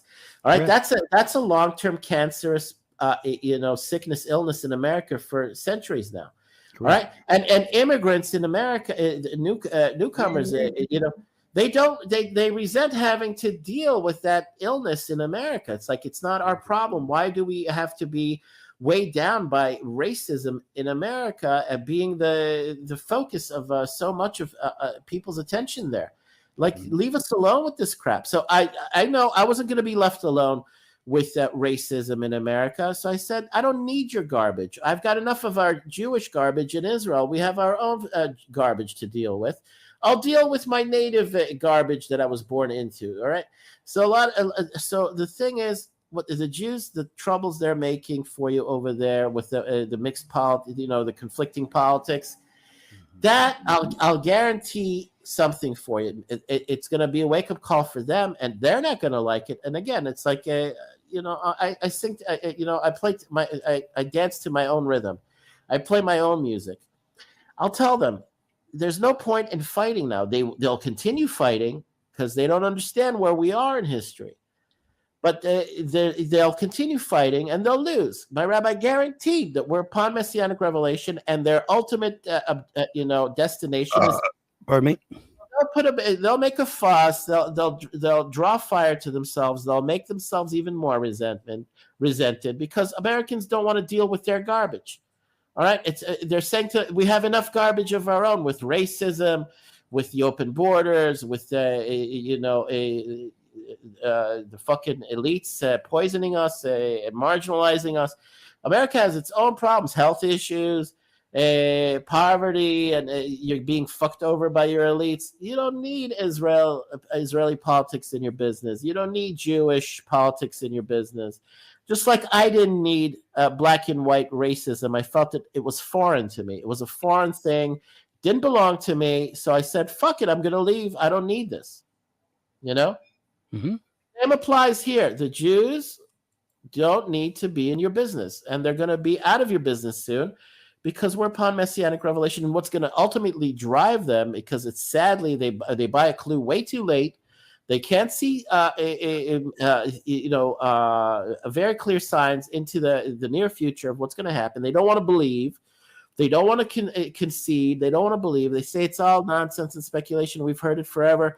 But the day will come, and it'll come like a thief in the night, and then bang, your bank is closed. They take all your money, and you're shit out of luck. That's what's going to happen.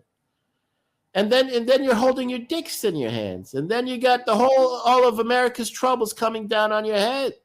Mm-hmm. All the resentment from the blacks, the whites, the Hispanics, the Arabs, the whoever, the Antifa, the BLM. All of them are going to go ape shit. They're all going to go ape shit.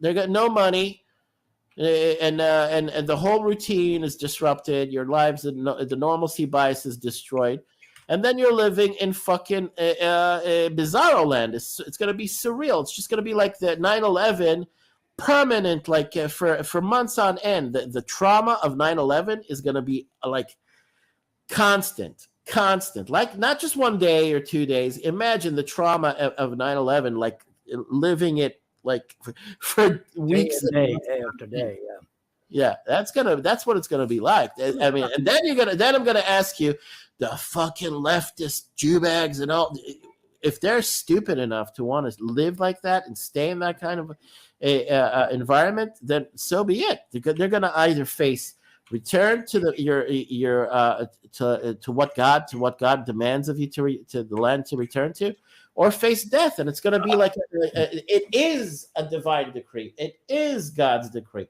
It is God's will, and they will learn it and they will figure it out. And now they're fighting.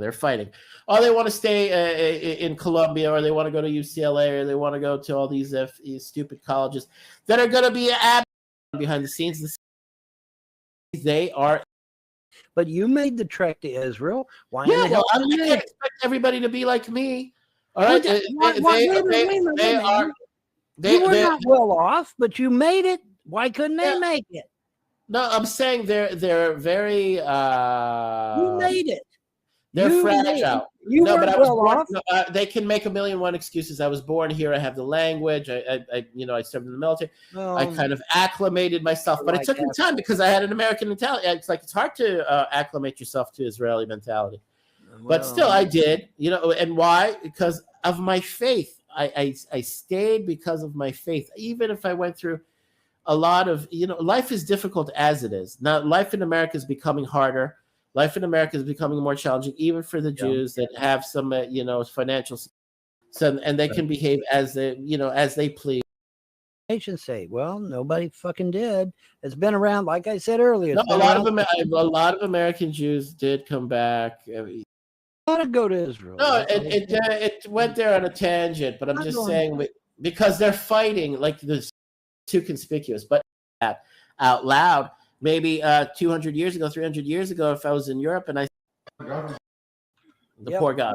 No, I think we should do what Alex Jones says and let Bibi Netanyahu take in all the Palestinians and let him have them. Yeah, let's do that. Let Israel take in all the Palestine. Let Israel take over Gaza. Harping on a stupid issue that's not. If God wanted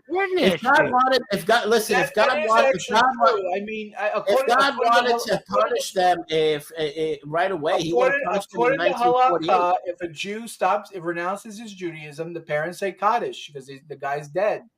The kid's dead. That's how it works. But that's for God to decide. Isn't that amazing? I know more about Torah than some Jews. It's God's decision.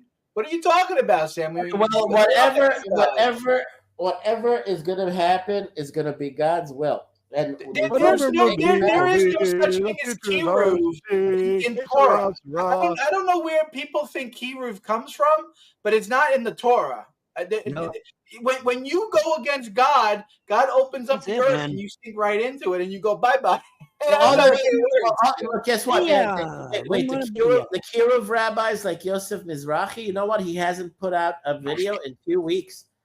I think he's gotten a hint. He's gotten a whiff of reality. You think he bought a clue and you think he bought a clue? I think he finally bought a clue. If he's smart, that would be awesome. He's not. I mean, he's seeing the winds of change. He came out and said, "Trigger a mega tsunami, millions of people." It's like America, like they can. Things are like they're building. You could see them building in the States or took schooling elsewhere. They still have to swear loyalty and fealty to the bar in the United Kingdom.